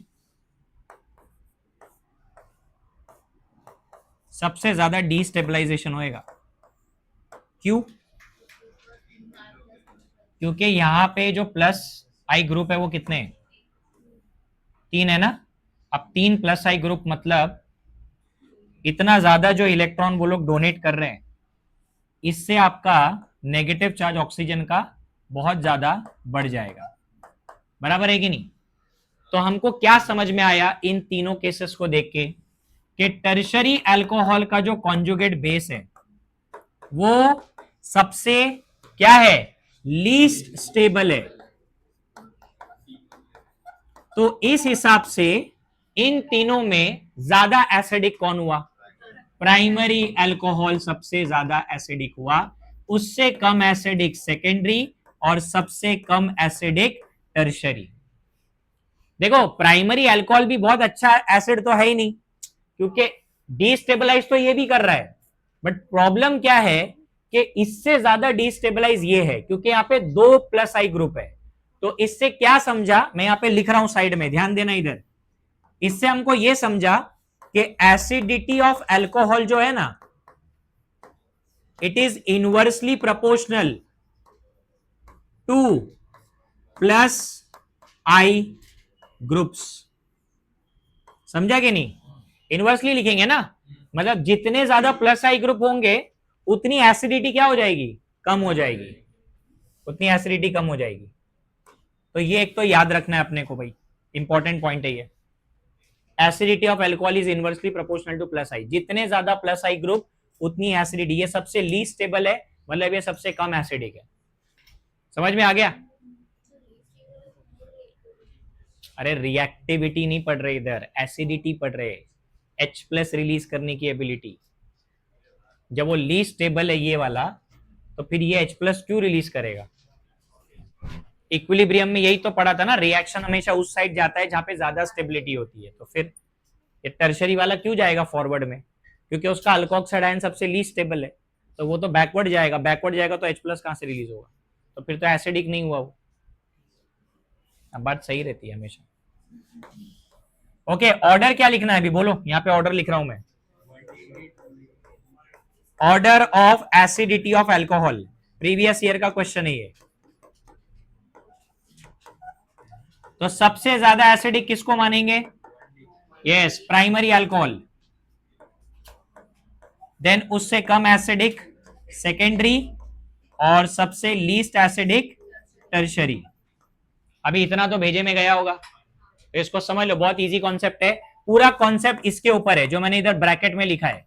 अगर इतना भी याद रहेगा तो एसिडिटी बता पाओगे कि plus I group, alkyl groups are all alkyl groups are plus I, ये मैं प्रीवियस चैप्टर में भी 10 बार बोल चुका हूं, जितने भी अल्काइल ग्रुप होते हैं सब प्लस आई होते हैं। प्लस आई मतलब क्या? प्लस आई मतलब इलेक्ट्रॉन डोनेटिंग ग्रुप, ये सब इलेक्ट्रॉन डोनेटिंग ग्रुप है, इनका काम डोनेट करना है, और इलेक्ट्रॉन डोनेट करने से ऑक्सीजन का नेगेटिव चार्ज और बढ़ेगा और कॉन्जुगेट बेस डीस्टेबलाइज हो जाएगा, इसलिए यहां लिखा है मैंने।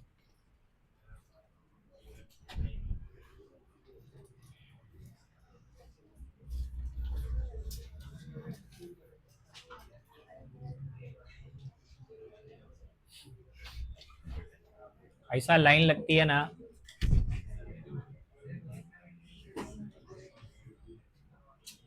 एक तो पानी लाने की लाइन लगती है और दूसरा भाई तुमको लघु शंका आती है। हिंदी नहीं पढ़ा ना तुमने कभी।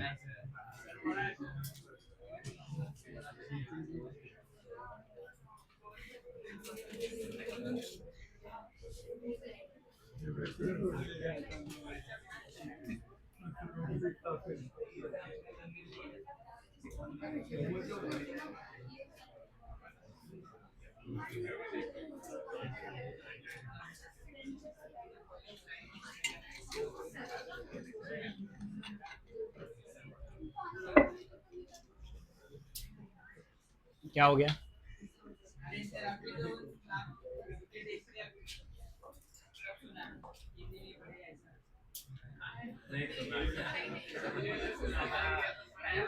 ये सुन लिया, और वो एसिडिटी का क्या सुना?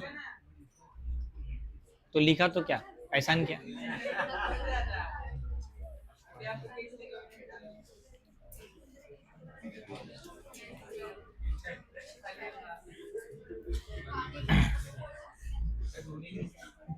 ओके, अभी ध्यान दो, फेनॉल्स की एसिडिटी पढ़ने वाले अभी।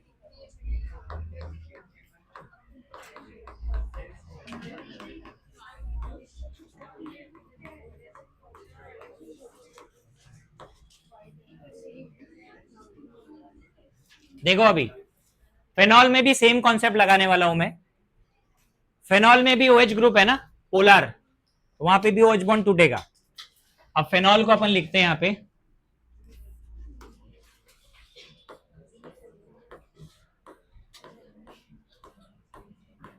सो दिस इज OH, ऑक्सीजन पे 2 लोन पेयर है, और जब OH बॉन्ड टूटेगा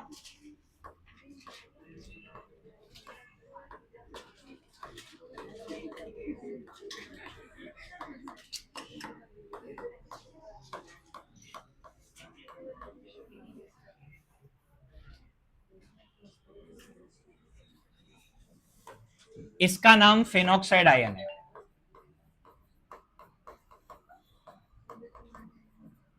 एंड यही हमारा कॉन्जुगेट बेस है।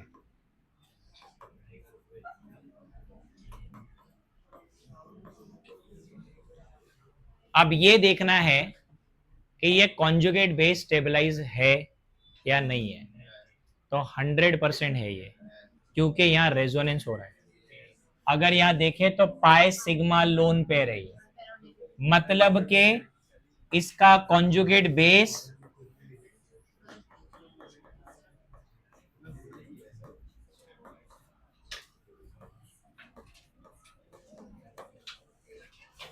Stabilise by resonance.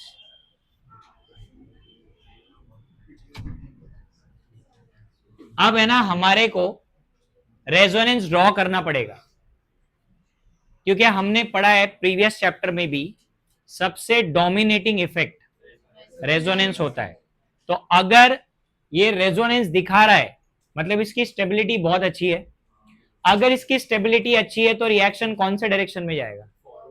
अगर ये फॉरवर्ड जाएगा मतलब ज्यादा आयोनाइज होगा, अगर ज्यादा आयोनाइज होगा तो H+ ज्यादा प्रोड्यूस करेगा, इसलिए ब्लू लिटमस रेड में टर्न हो रहा था, because the concentration of H+ ions was higher in case of phenol. समझा? तो फेनॉल क्यों ज्यादा एसिडिक है, अब समझा? क्योंकि उसका कॉन्जुगेट बेस बहुत ज्यादा स्टेबल है, तो वो हमेशा मोर स्टेबल स्टेट में जाने की कोशिश करता है। तो अब इसका रेजोनेंस बनाता हूं मैं, मुंह बंद करके फटाफट रेजोनेंस बनाओ।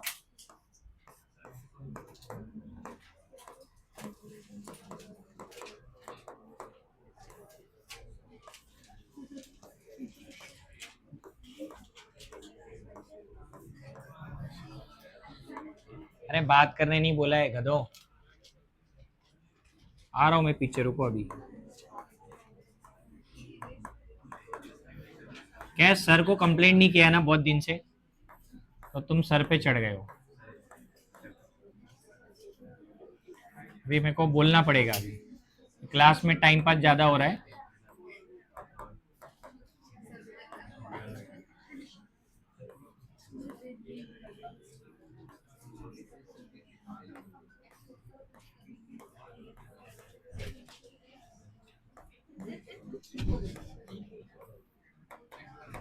ये 5 बजे के बाद आना जाना ज्यादा चालू होता है लोग। वहां दरवाजा बंद करवाता हूँ मैं, रुको अभी।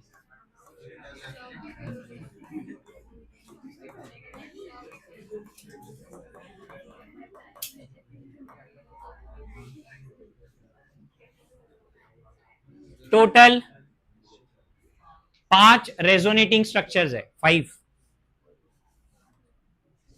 और ये 5 रेजोनेटिंग स्ट्रक्चर्स अभी हम लोग इनको जरा पढ़ने के टाइम पे, कॉन्सेप्ट एक्सप्लेन करने के टाइम पे देखेंगे।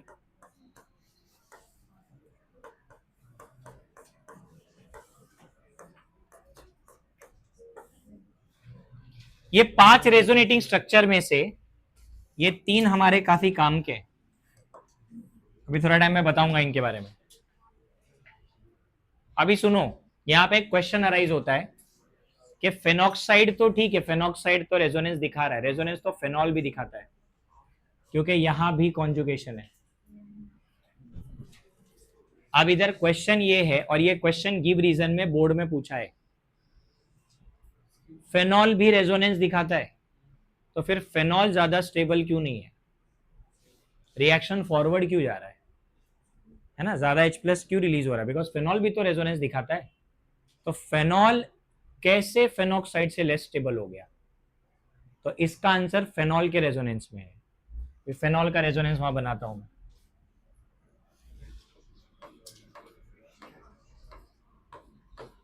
और ये गिव रीजन में पूछा था, क्या क्वेश्चन क्या है गिव रीजन का, कि why phenoxide ion is more stable than phenol, give reason. Board का ही है क्वेश्चन ये। अभी ये आंसर है ना, रेजोनेंस ड्रॉ करने के बाद ही मिलेगा, नहीं तो ऐसा रट्टा मारने से कुछ नहीं आएगा।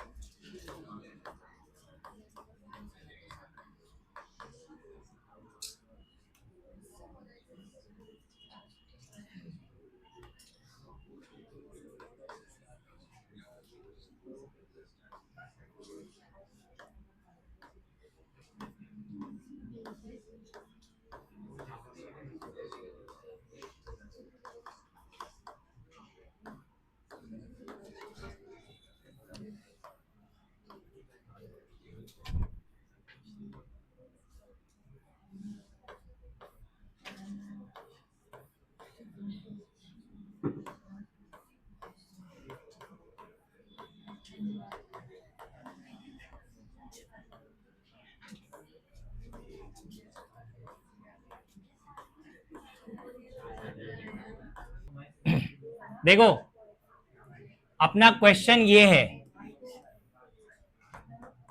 कि फेनॉक्साइड आयन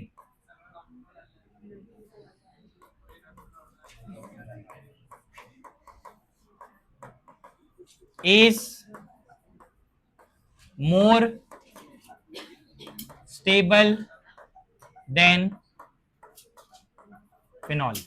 इसका रीजन बता रहा हूं, अभी ध्यान देना इधर। देखो, अगर हम फेनॉक्साइड का रेजोनेंस चेक करेंगे ना, तो 5 स्ट्रक्चर ये भी बना रहा है और 5 स्ट्रक्चर तो ये भी बना रहा है, तो नंबर ऑफ रेजोनेटिंग स्ट्रक्चर से कंपेयर नहीं कर रहे हम, वो तो दोनों का सेम है।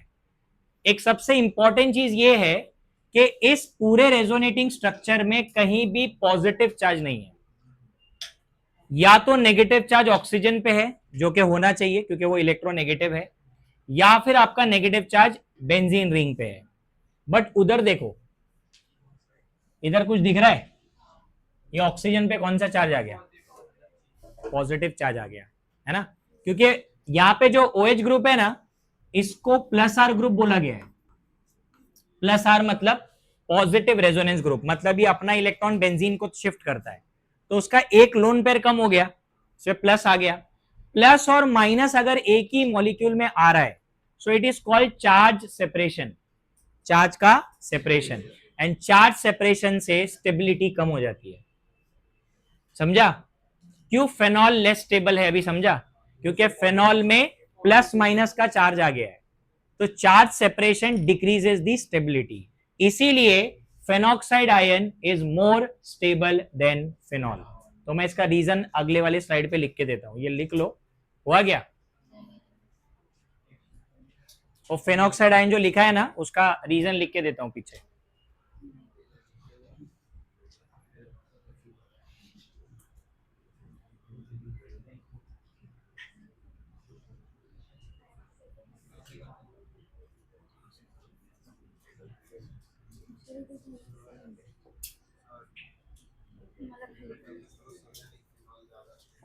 अरे अरे बोला ना इधर कि चार्ज सेपरेशन है ना, इधर प्लस का चार्ज आ गया, होना चाहिए ऑक्सीजन पे प्लस, फिर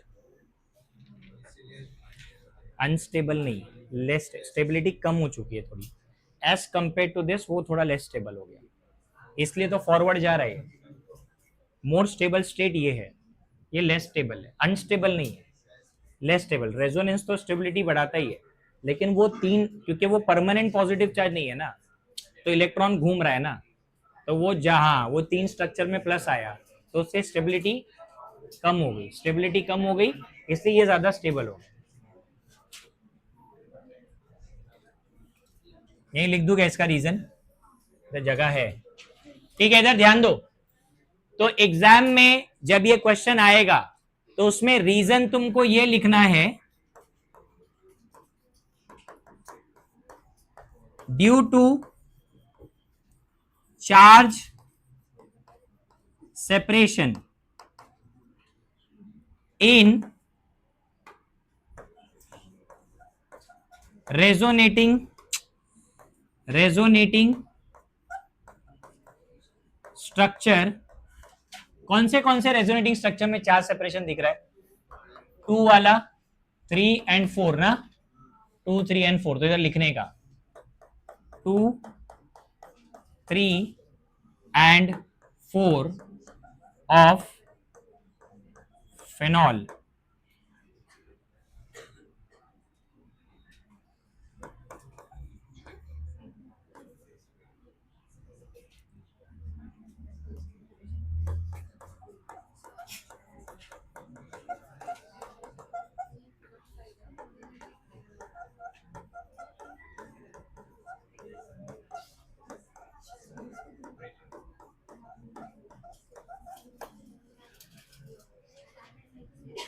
ये लिखना है अपने को, चार्ज सेपरेशन की वजह से, due to charge separation in resonating structure 2 3 and 4 of phenol, the phenoxide ion is more stable than phenol.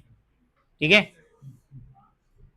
और एक और क्वेश्चन है गिव रीजन का, वन मोर क्वेश्चन, मेरे असाइनमेंट में एक क्वेश्चन है या, अभी एक और क्वेश्चन बता रहा हूं, एक और गिव रीजन पूछा था, why phenols are more acidic than alcohol. अभी तो हमने पढ़ा फेनॉल अल्कोहल से ज्यादा एसिडिक क्यों है, क्योंकि फेनॉल का जो कॉन्जुगेट बेस है phenoxide ion, it is stabilized by resonance, and जबकि अल्कोहल का जो कॉन्जुगेट बेस है वो उल्टा डीस्टेबलाइज होता है बाय प्लस आई इफेक्ट, इसलिए phenols are more acidic than alcohol. ये सेकंड गिव रीजन है, ये भी बोर्ड का क्वेश्चन है, why phenols are more acidic than alcohol. अभी दो क्वेश्चन तुमको बता दिया, एक तो ये वाला कि फेनॉक्साइड आयन फेनॉल से ज्यादा स्टेबल क्यों है, और दूसरा अभी हम लोग आंसर लिखेंगे, phenols are more acidic than alcohol वाला। ठीक है, हो गया क्या लिख के?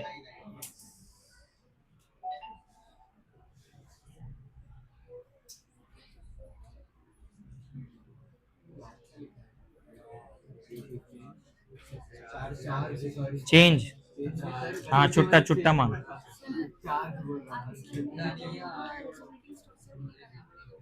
देखो, हाँ सुनो इधर, अगर आंसर में रेजोनेटिंग स्ट्रक्चर बनाओगे तो बेटर है, क्योंकि एग्जामिनर को भी समझेगा कि भाई तुमने रेजोनेंस इसलिए बताया है ताकि स्टेबिलिटी कंपेयर करो। है ना।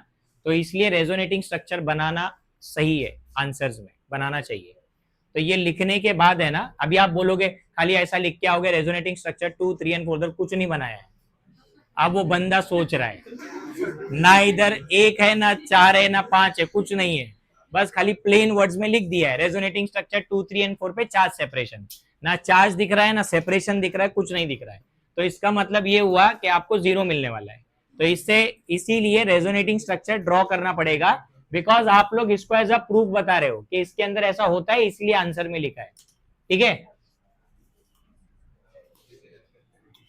ओके चलो ध्यान दो। अभी नेक्स्ट क्वेश्चन का आंसर बता रहा हूं। फेनॉल्स are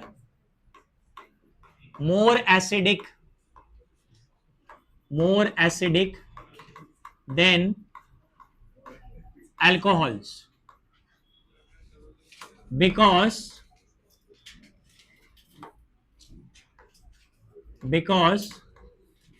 the conjugate base, that is conjugate base of phenol is stabilized by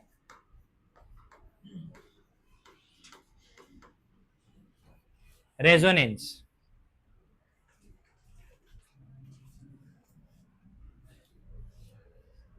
whereas the conjugate base alkoxide ion, conjugate base of alcohol is destabilized by plus I effect.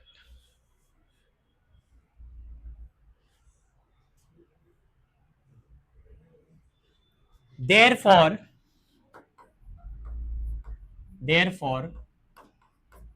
phenol ionizes to greater extent.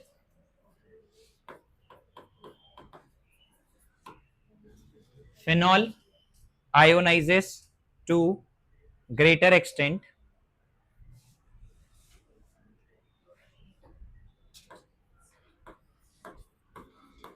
and shows weak acidic character. देखो weak acidic मैंने इसलिए लिखा because phenol भी बहुत ज्यादा stronger acid नहीं है, क्योंकि तुम देखो मैंने फेनॉल में भी ना रिवर्सिबल एरो डाला था। स्ट्रॉन्गर एसिड किसको बोलते हैं? 100% डिसोसिएट, इरिवर्सिबल एरो वो नहीं है। फेनॉल में भी रिवर्सिबिलिटी आ रही है, मतलब वो वीकर ही है, बट अल्कोहल के कंपैरिजन में बहुत ज्यादा एसिडिक है। ठीक है, ये रीजन तुमको पूरे 2 मार्क्स दिलाएगा अगर तुम प्रॉपरली लिखोगे। असाइनमेंट में इसका क्वेश्चन है, अभी आंसर मैंने बता दिया, और ये अपने बुक में नहीं है, पढ़ लेना पूरा बुक, तुमको कहीं नहीं मिलेगा ये। ठीक है, बुक में सब है ना एडिटिंग करके उसको छोटा छोटे में लिख दिया है और कुछ एक्सप्लेन नहीं किया जाता। अब इसका लास्ट पॉइंट बचा है। लास्ट पॉइंट ये है कि अभी देखो यहां ध्यान दो, पहले सुनो, ये 3 स्ट्रक्चर को देखो जरा, उसमें तुमको नेगेटिव चार्ज दिख रहा है ना 3 जगह, कौन सा पोजीशन है वो? हाँ, ऐसा कुछ हमने प्रीवियस चैप्टर में भी पढ़ा था, नेगेटिव चार्ज है वहां पे ऑर्थो और पैरा पे। अब यहां पे हमको पता चला एक्सपेरिमेंटली कि अगर हम फेनॉल के रिंग पे ऑर्थो और पैरा पोजीशन पे इलेक्ट्रॉन विड्रॉइंग ग्रुप लगा देंगे, जैसे NO2 लास्ट वाले चैप्टर में था, NO2 इस ऑर्थो और पैरा पे अगर लगेगा तो तुमको क्या लगता है ये फेनॉल की एसिडिटी पे क्या इंपैक्ट करेगा? लास्ट टाइम मैंने इसको समझाया था कि जहां नेगेटिव चार्ज है अगर वहां पे इलेक्ट्रॉन विड्रॉइंग ग्रुप लगाया, एक्सटेंडेड कॉन्जुगेशन होता है, कॉन्जुगेट एक्सटेंड होता है। तो इसका मतलब एसिडिटी बढ़ेगी। मतलब इलेक्ट्रॉन विड्रॉइंग ग्रुप अगर ऑर्थो और पैरा पे लगे तो वो फेनॉल को और ज्यादा एसिडिक बना देंगे, लेकिन अगर इलेक्ट्रॉन डोनेटिंग ग्रुप लगाया तो वो कम कर देंगे, बिकॉज पहले से वहां पे माइनस का चार्ज है। और वो डोनेटिंग ग्रुप क्या करेगा, वो और इलेक्ट्रॉन डोनेट करके चार्ज को बढ़ा देगा, तो वहां पे एसिडिटी कम हो जाएगी। तो अभी दो लाइन यहां पे इंपॉर्टेंट लिखना है, जिसमें से पहला पॉइंट ये है, electron withdrawing group at ortho and para position.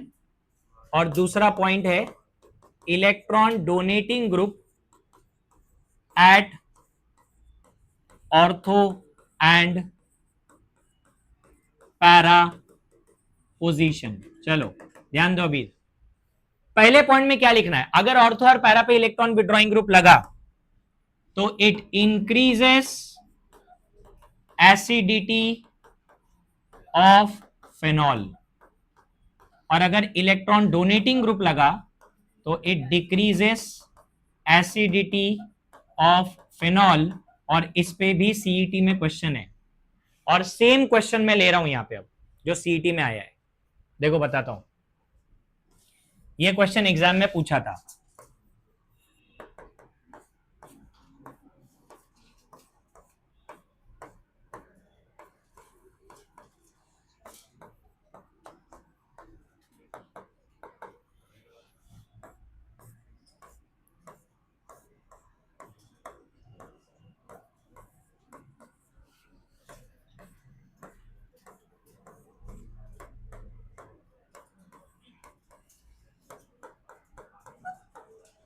इसको 1 दे देते हैं।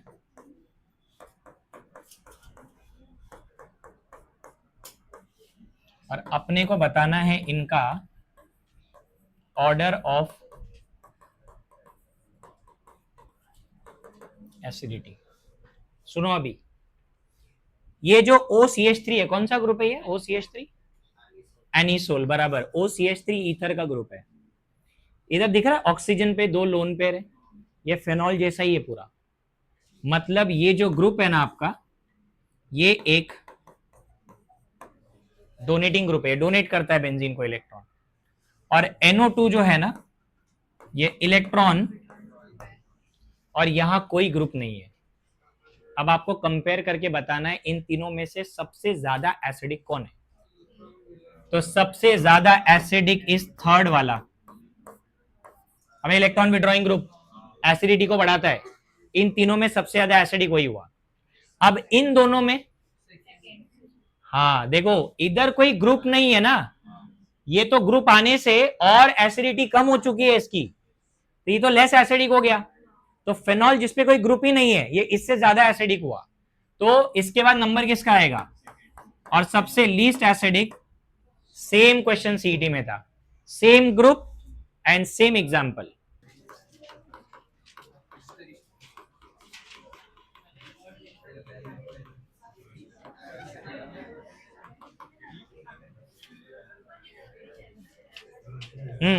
ध्यान दो, इसमें है ना, जो अभी हम लोग टॉपिक कर रहे हैं ना, ब्रेकिंग ऑफ OH बॉन्ड, तो उसका ये लास्ट टॉपिक है, एस्टर बनाने का रिएक्शन। और ये एक नहीं, ये 3 है, इसके 3 अलग अलग मेथड है। अगर पेपर में कुछ मेंशन नहीं किया है तो तुम 3 में से कोई भी लिख के आ सकते हो जो तुमको याद है। एस्टर बनाने के 3 मेथड होते हैं, ठीक है, नाम ही उसका एस्टरिफिकेशन है, तो हम लोग एस्टर बनाएंगे। अभी सुनो, इधर ध्यान दो। सबसे पहले स्टार्ट करते हैं मेथड नंबर 1 से। बात मत करो, इधर ध्यान दो जरा, क्या कर रहा हूं मैं इधर पे, उस पे जरा ध्यान दो। पहले फर्स्ट मेथड जो है ना, उसमें हम कार्बोक्सिलिक एसिड के साथ अल्कोहल ऐड करते हैं, या कभी भी अल्कोहल के जगह पे हम फेनॉल भी ऐड कर सकते हैं, क्योंकि दोनों भी रिएक्शन देते हैं। अल्कोहल से भी एस्टर बना सकते हैं और फेनॉल से भी बना सकते हैं, तो मैंने और करके लिख दिया है यहां पे। अब ये जो रिएक्शन है ये रिवर्सिबल है और ये होता है in presence of H plus. H plus का मतलब है कॉन्सेंट्रेटेड सल्फ्यूरिक एसिड। ठीक है, मैं लिख के देता हूं इधर, ये जो H प्लस है ना, ये कॉन्सेंट्रेटेड H2SO4 है, और इसका रोल क्या है इधर पे वो भी लिखता हूं, it is a dehydrating agent. Dehydrating agent मतलब it helps to remove water. देखो यहां से वाटर निकलेगा। क्या अल्कोहल का OH बॉन्ड टूट रहा है? नहीं टूट रहा है गधे, ये देखो इधर, और यहां से CO बॉन्ड टूटेगा कार्बोक्सिलिक एसिड का, वाटर निकलेगा। वाटर निकलने के बाद सुनो, ये न्यूक्लियोफाइल है OR minus, this nucleophile attacks this carbon and आपको एस्टर मिलेगा RC double bond OR dash plus H2O। अब एक्चुअली में रिवर्सिबल इसलिए है बिकॉज इस रिएक्शन में जो पानी बाई प्रोडक्ट में बन रहा है, अगर हमने इस पानी को जल्द से जल्द सेपरेट नहीं किया तो ये वापस इसके साथ रिएक्ट करता है एंड इसको बोलते हैं हाइड्रोलाइसिस ऑफ एस्टर। हाइड्रोलाइज हो गया, और हाइड्रोलाइज होकर वो वापस कार्बोक्सिलिक एसिड और अल्कोहल बन जाएगा। तो इसीलिए हम लोग को वाटर जैसे ही बन रहा है उसको एलिमिनेट करना होता है वहां से, तो वो हम लोग इंडस्ट्री में कर लेते हैं। अच्छा, अब इसका एग्जाम्पल बता रहा हूं, अपने को दो एग्जाम्पल लिखना है, एक अल्कोहल के साथ और एक फेनॉल के साथ। तो मैं एग्जाम्पल पहला वाला बता रहा हूं, हम लोग कार्बोक्सिलिक एसिड के जगह ले लेंगे एसिटिक एसिड, और अल्कोहल में ले लेंगे इथेनॉल C2H5 H प्लस,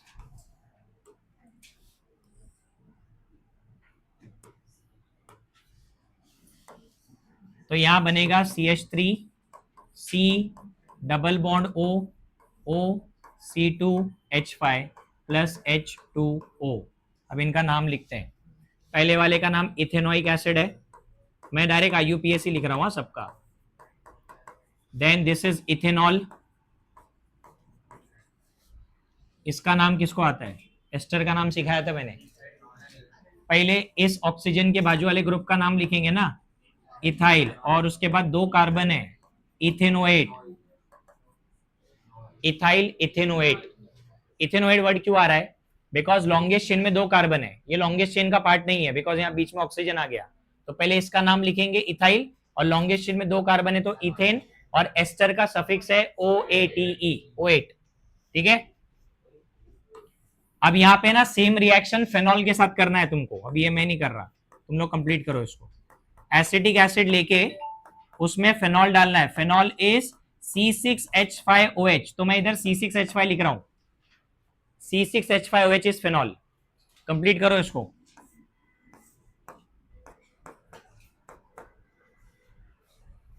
और नेमिंग भी करो।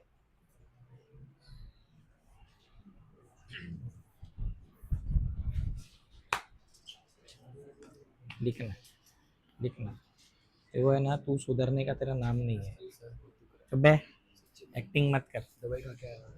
हाँ, ओवर एक्टिंग के पैसे काटने चाहिए तेरे।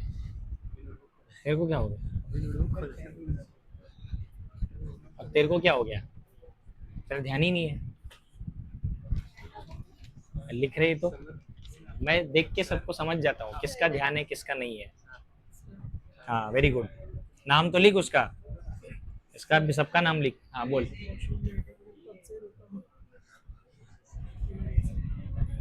कल से तुम यहाँ बैठोगे नहीं, आगे बैठोगे, नहीं तो फिर मैमी पोको पैंट्स, समझा ना? मैमी पोको पैंट्स इधर नीचे बाजू में मिलता है, वो पहन के 4 बजे के पहले वो पहन के इधर आ जाए चुपचाप और बैठो बिंदास।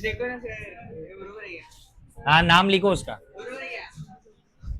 जा।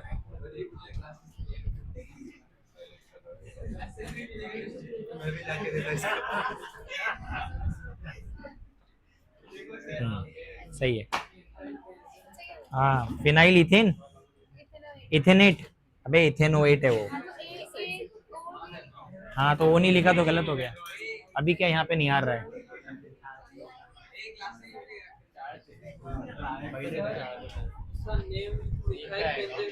मिथाइल कहाँ से आएगा? मिथाइल कहाँ है? मिथाइल बेंजोएट नहीं आएगा। फिनाइल इथेनोएट आएगा।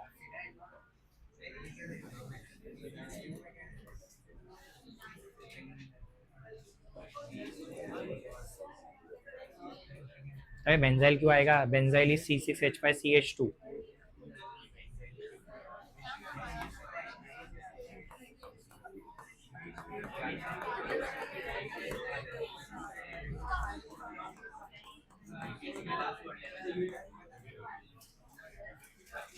ओए इधर ध्यान दो, इसको हम लोग, ये देखो ये फिनाइल ग्रुप है,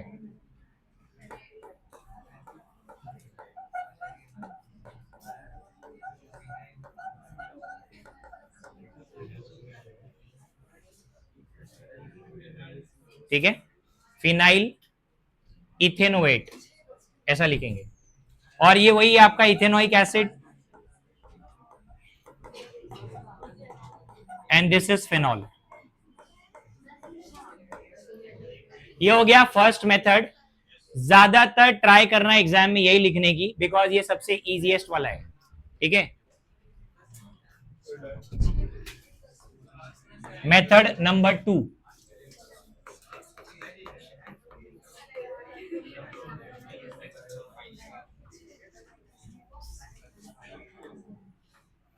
मेथड नंबर 2 में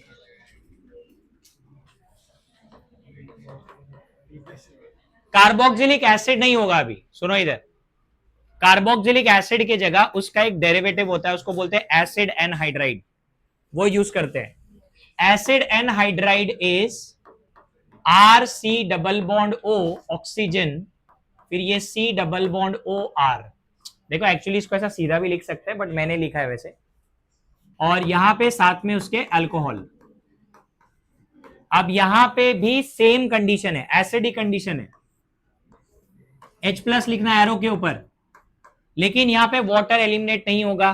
सुनो अभी लिखने से पहले सुनो, बाद में लिखो। देखो इधर, देखो ये बॉन्ड तो यहां से टूटेगा ही, OH बॉन्ड टूटेगा तो दिस इज प्लस एंड ये माइनस। यहां पे ये जो कार्बन ऑक्सीजन का बॉन्ड दिख रहा है ना, कोई एक बॉन्ड ब्रेक करना है। अब ये ब्रेक किया तो ये माइनस, तो बताओ इस कार्बन पे कौन अटैक करेगा? ये OR, तो यहां पे एस्टर आ जाएगा। और बाय प्रोडक्ट क्या आएगा वो बोलो? कार्बोक्सिलिक एसिड, बराबर। क्योंकि यहां क्या बचा, देखो RC डबल बॉन्ड O-, तो ये तो प्रोटॉन लेगा ना यहां से, तो क्या बचेगा यहां पे? ठीक है, और यहां पे अल्कोहल के जगह अपन फेनॉल भी यूज कर सकते हैं। तो यहां पे भी अपने को दोनों रिएक्शन करने।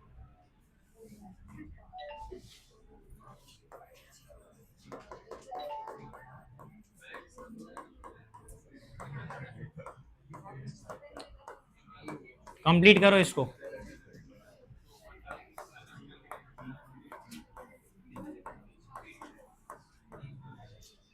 इसको कंप्लीट करो, चलो।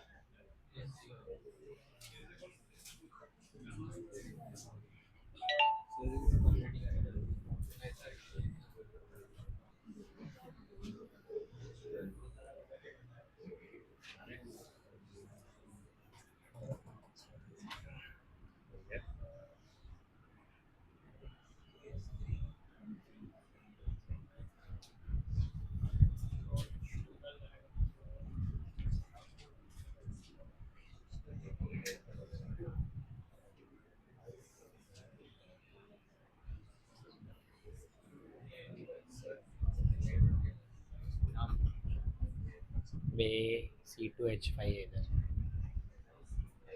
तूने क्या लिखा? तू जो बोल रहा है ना सूरज, बेंजोएट, वो बेंजोएट के लिए ना, हाँ ना, तो वो इधर होना चाहिए।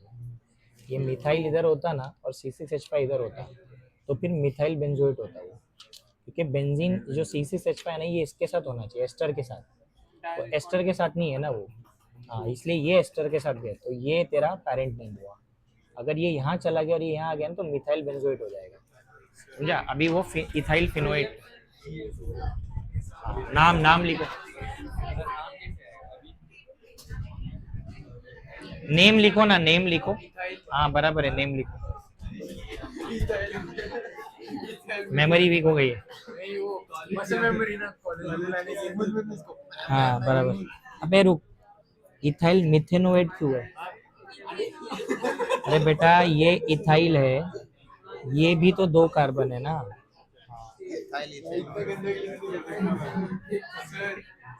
हाँ मैं बता रहा हूँ, एक मिनट। Ethyl ethanoate.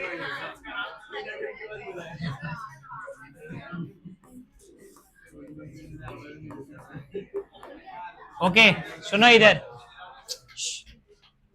देखो पहले तो इसका नाम अभी समझ लो, क्योंकि नेक्स्ट चैप्टर में इसके दो तीन रिएक्शंस हैं। ये एनहाइड्राइड फंक्शनल ग्रुप बोलते हैं इसको, और ये क्योंकि एसिटिक एसिड का डेरिवेटिव है, इसके लिए इसका नाम भी एसिटिक एनहाइड्राइड है। Acetic anhydride. और एसिटिक एनहाइड्राइड को हम लोग एक और नाम लिख सकते हैं,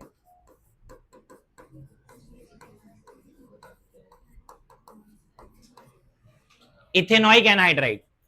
इथेनॉइक इसलिए बिकॉज दो कार्बन है लॉन्गेस्ट चेन में, चार मत काउंट करना, चार नहीं है, इधर ऑक्सीजन आ गया है, तो लॉन्गेस्ट चेन में कितने कार्बन हुए? दो, दो ही है ना, इधर भी दो इधर भी दो, तो दो ही काउंट करेंगे, इथेनॉइक एनहाइड्राइड। और जो प्रोडक्ट तुमने बनाया है,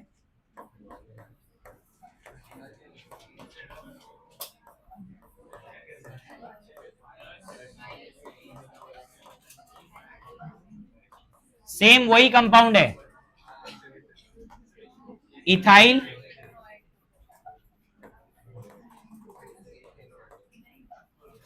and this is ethanoic acid.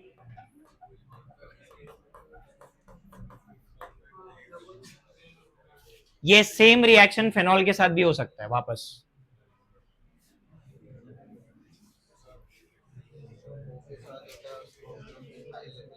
हाँ क्योंकि वो लॉन्गेस्ट चेन का पार्ट नहीं है ना, तो उसको अल्काइल लिखेंगे, और जो बचा हुआ कार्बन है जो लॉन्गेस्ट चेन में, वो पेरेंट नेम है, ये पेरेंट नेम में आएगा, ये सिर्फ अल्काइल ग्रुप आएगा। अभी बाकी ये कंप्लीट नहीं हुआ है, मेथड नंबर 3 है इसका।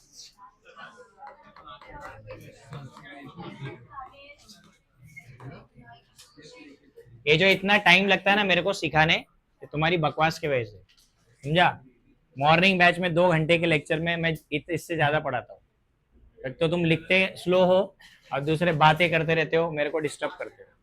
अभी बैठो जब तक मेरा कंप्लीट नहीं होएगा। बहुत है अभी। हाँ डोंबिवली तक।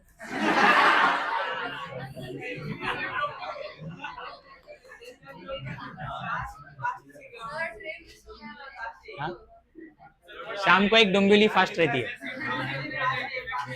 हाँ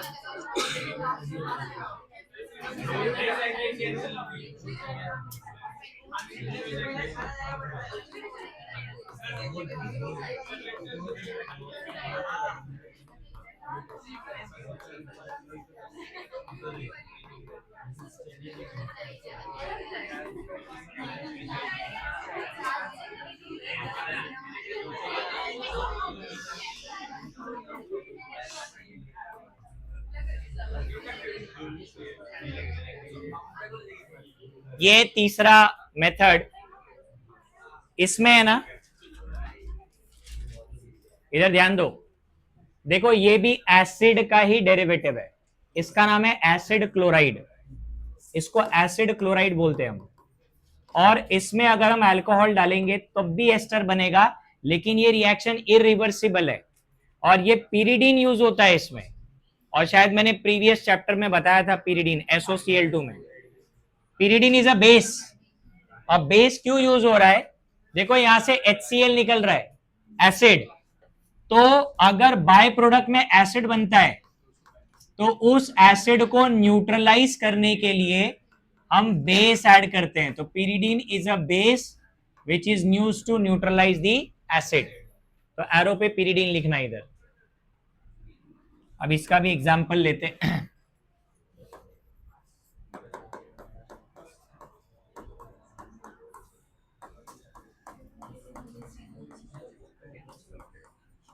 कंप्लीट करो इसको, कंप्लीट करो। इसका नाम मैं लिख देता हूं, असाइल नहीं, acetyl. Acetyl chloride common name है इसका, और IUPAC नेम है ना।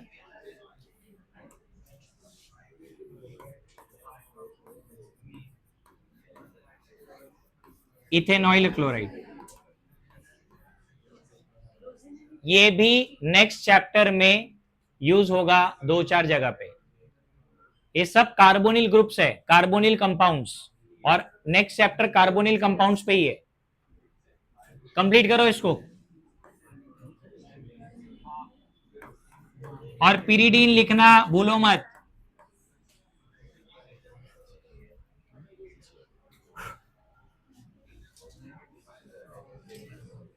ये वाला रिएक्शन भी फेनॉल के साथ हो सकता है।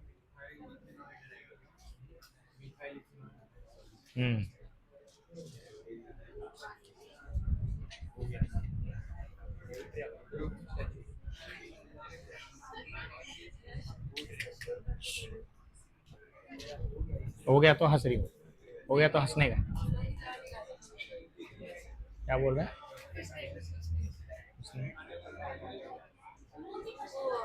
इंडियन क्लासिकल म्यूजिक है।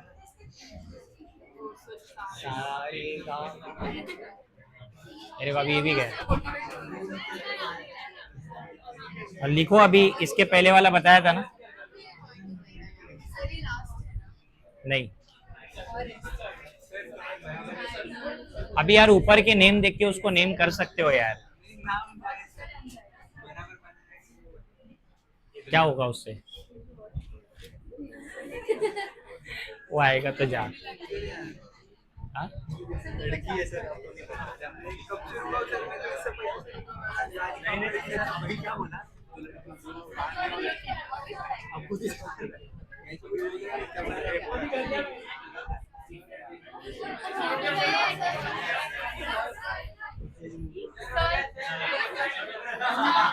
ओए,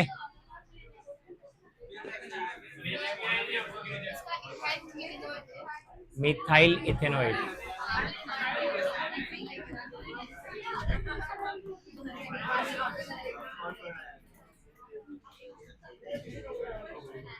क्या समझ, इतना ज्यादा खुश क्यों हो गया तू? हाँ? जब 4 से 5 का टाइम रहता है तभी तो तेरे को बहुत नींद आती रहती है। 6 बजे के बाद ऐसा क्या होता है? हाँ?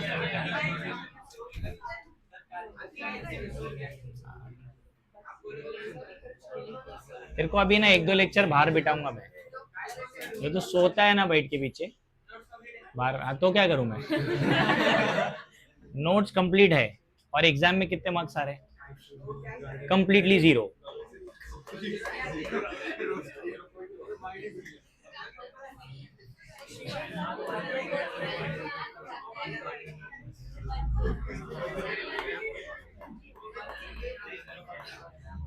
इसका नाम मिथाइल आएगा पहले, मिथाइल, और इथेनोएट आएगा।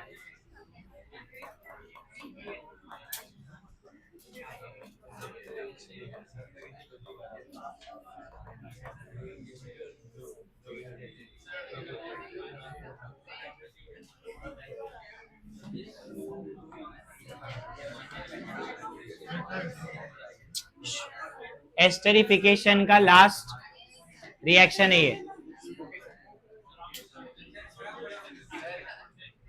पढ़ाओ।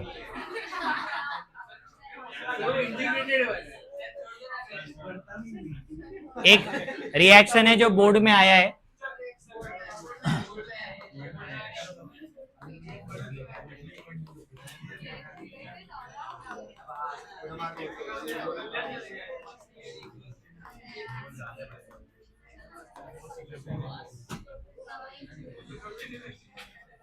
Aspirin, which is a generic medicine. हाँ, एंटी इन्फ्लेमेटरी रहता है ये, और एनाल्जेसिक भी है, पेन किलर भी होता है। अभी ये जो एस्पिरिन है ये एस्टर से ही बनता है, मतलब एस्टरिफिकेशन से बनता है। तो इसको है ना, ध्यान से सुनो, एस्पिरिन जो है ना ये एक एसिटाइल डेरिवेटिव है।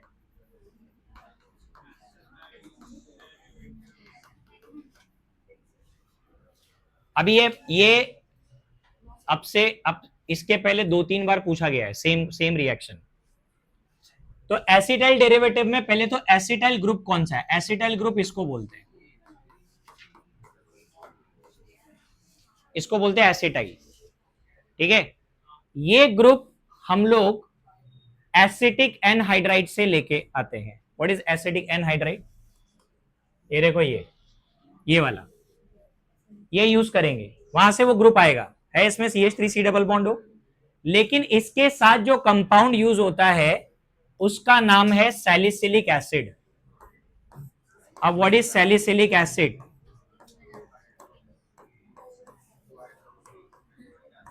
मैंने IUPAC में लिखवाया था, IUPAC में स्ट्रक्चर बताया था। ऑर्थो पोजीशन पे अगर ये दोनों है तो ये सैलिसिलिक एसिड है। जब इसमें एसिटिक एनहाइड्राइड ऐड करेंगे,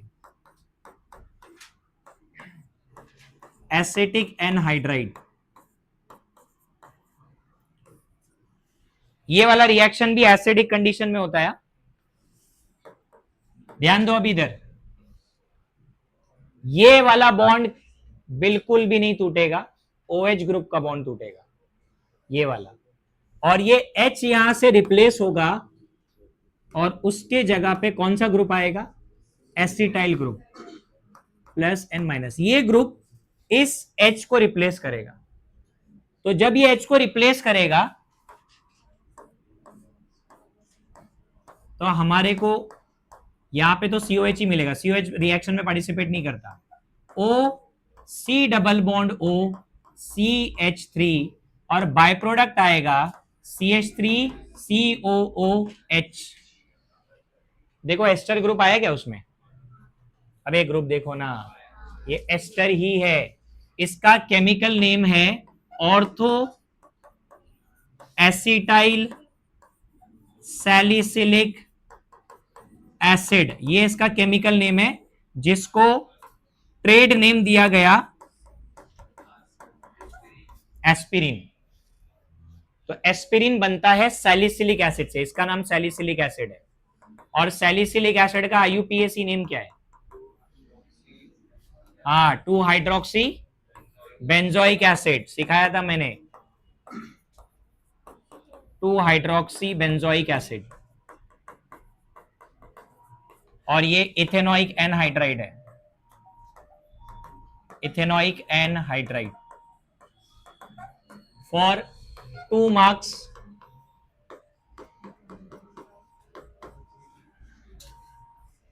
वो कंपाउंड बनाना है। ऑर्थो, ऑर्थो क्यों लिखा है? क्योंकि ये जो ग्रुप है ऑर्थो पोजीशन पे, ऑर्थो एसिटाइल सैलिसिलिक एसिड बोलते हैं इसको।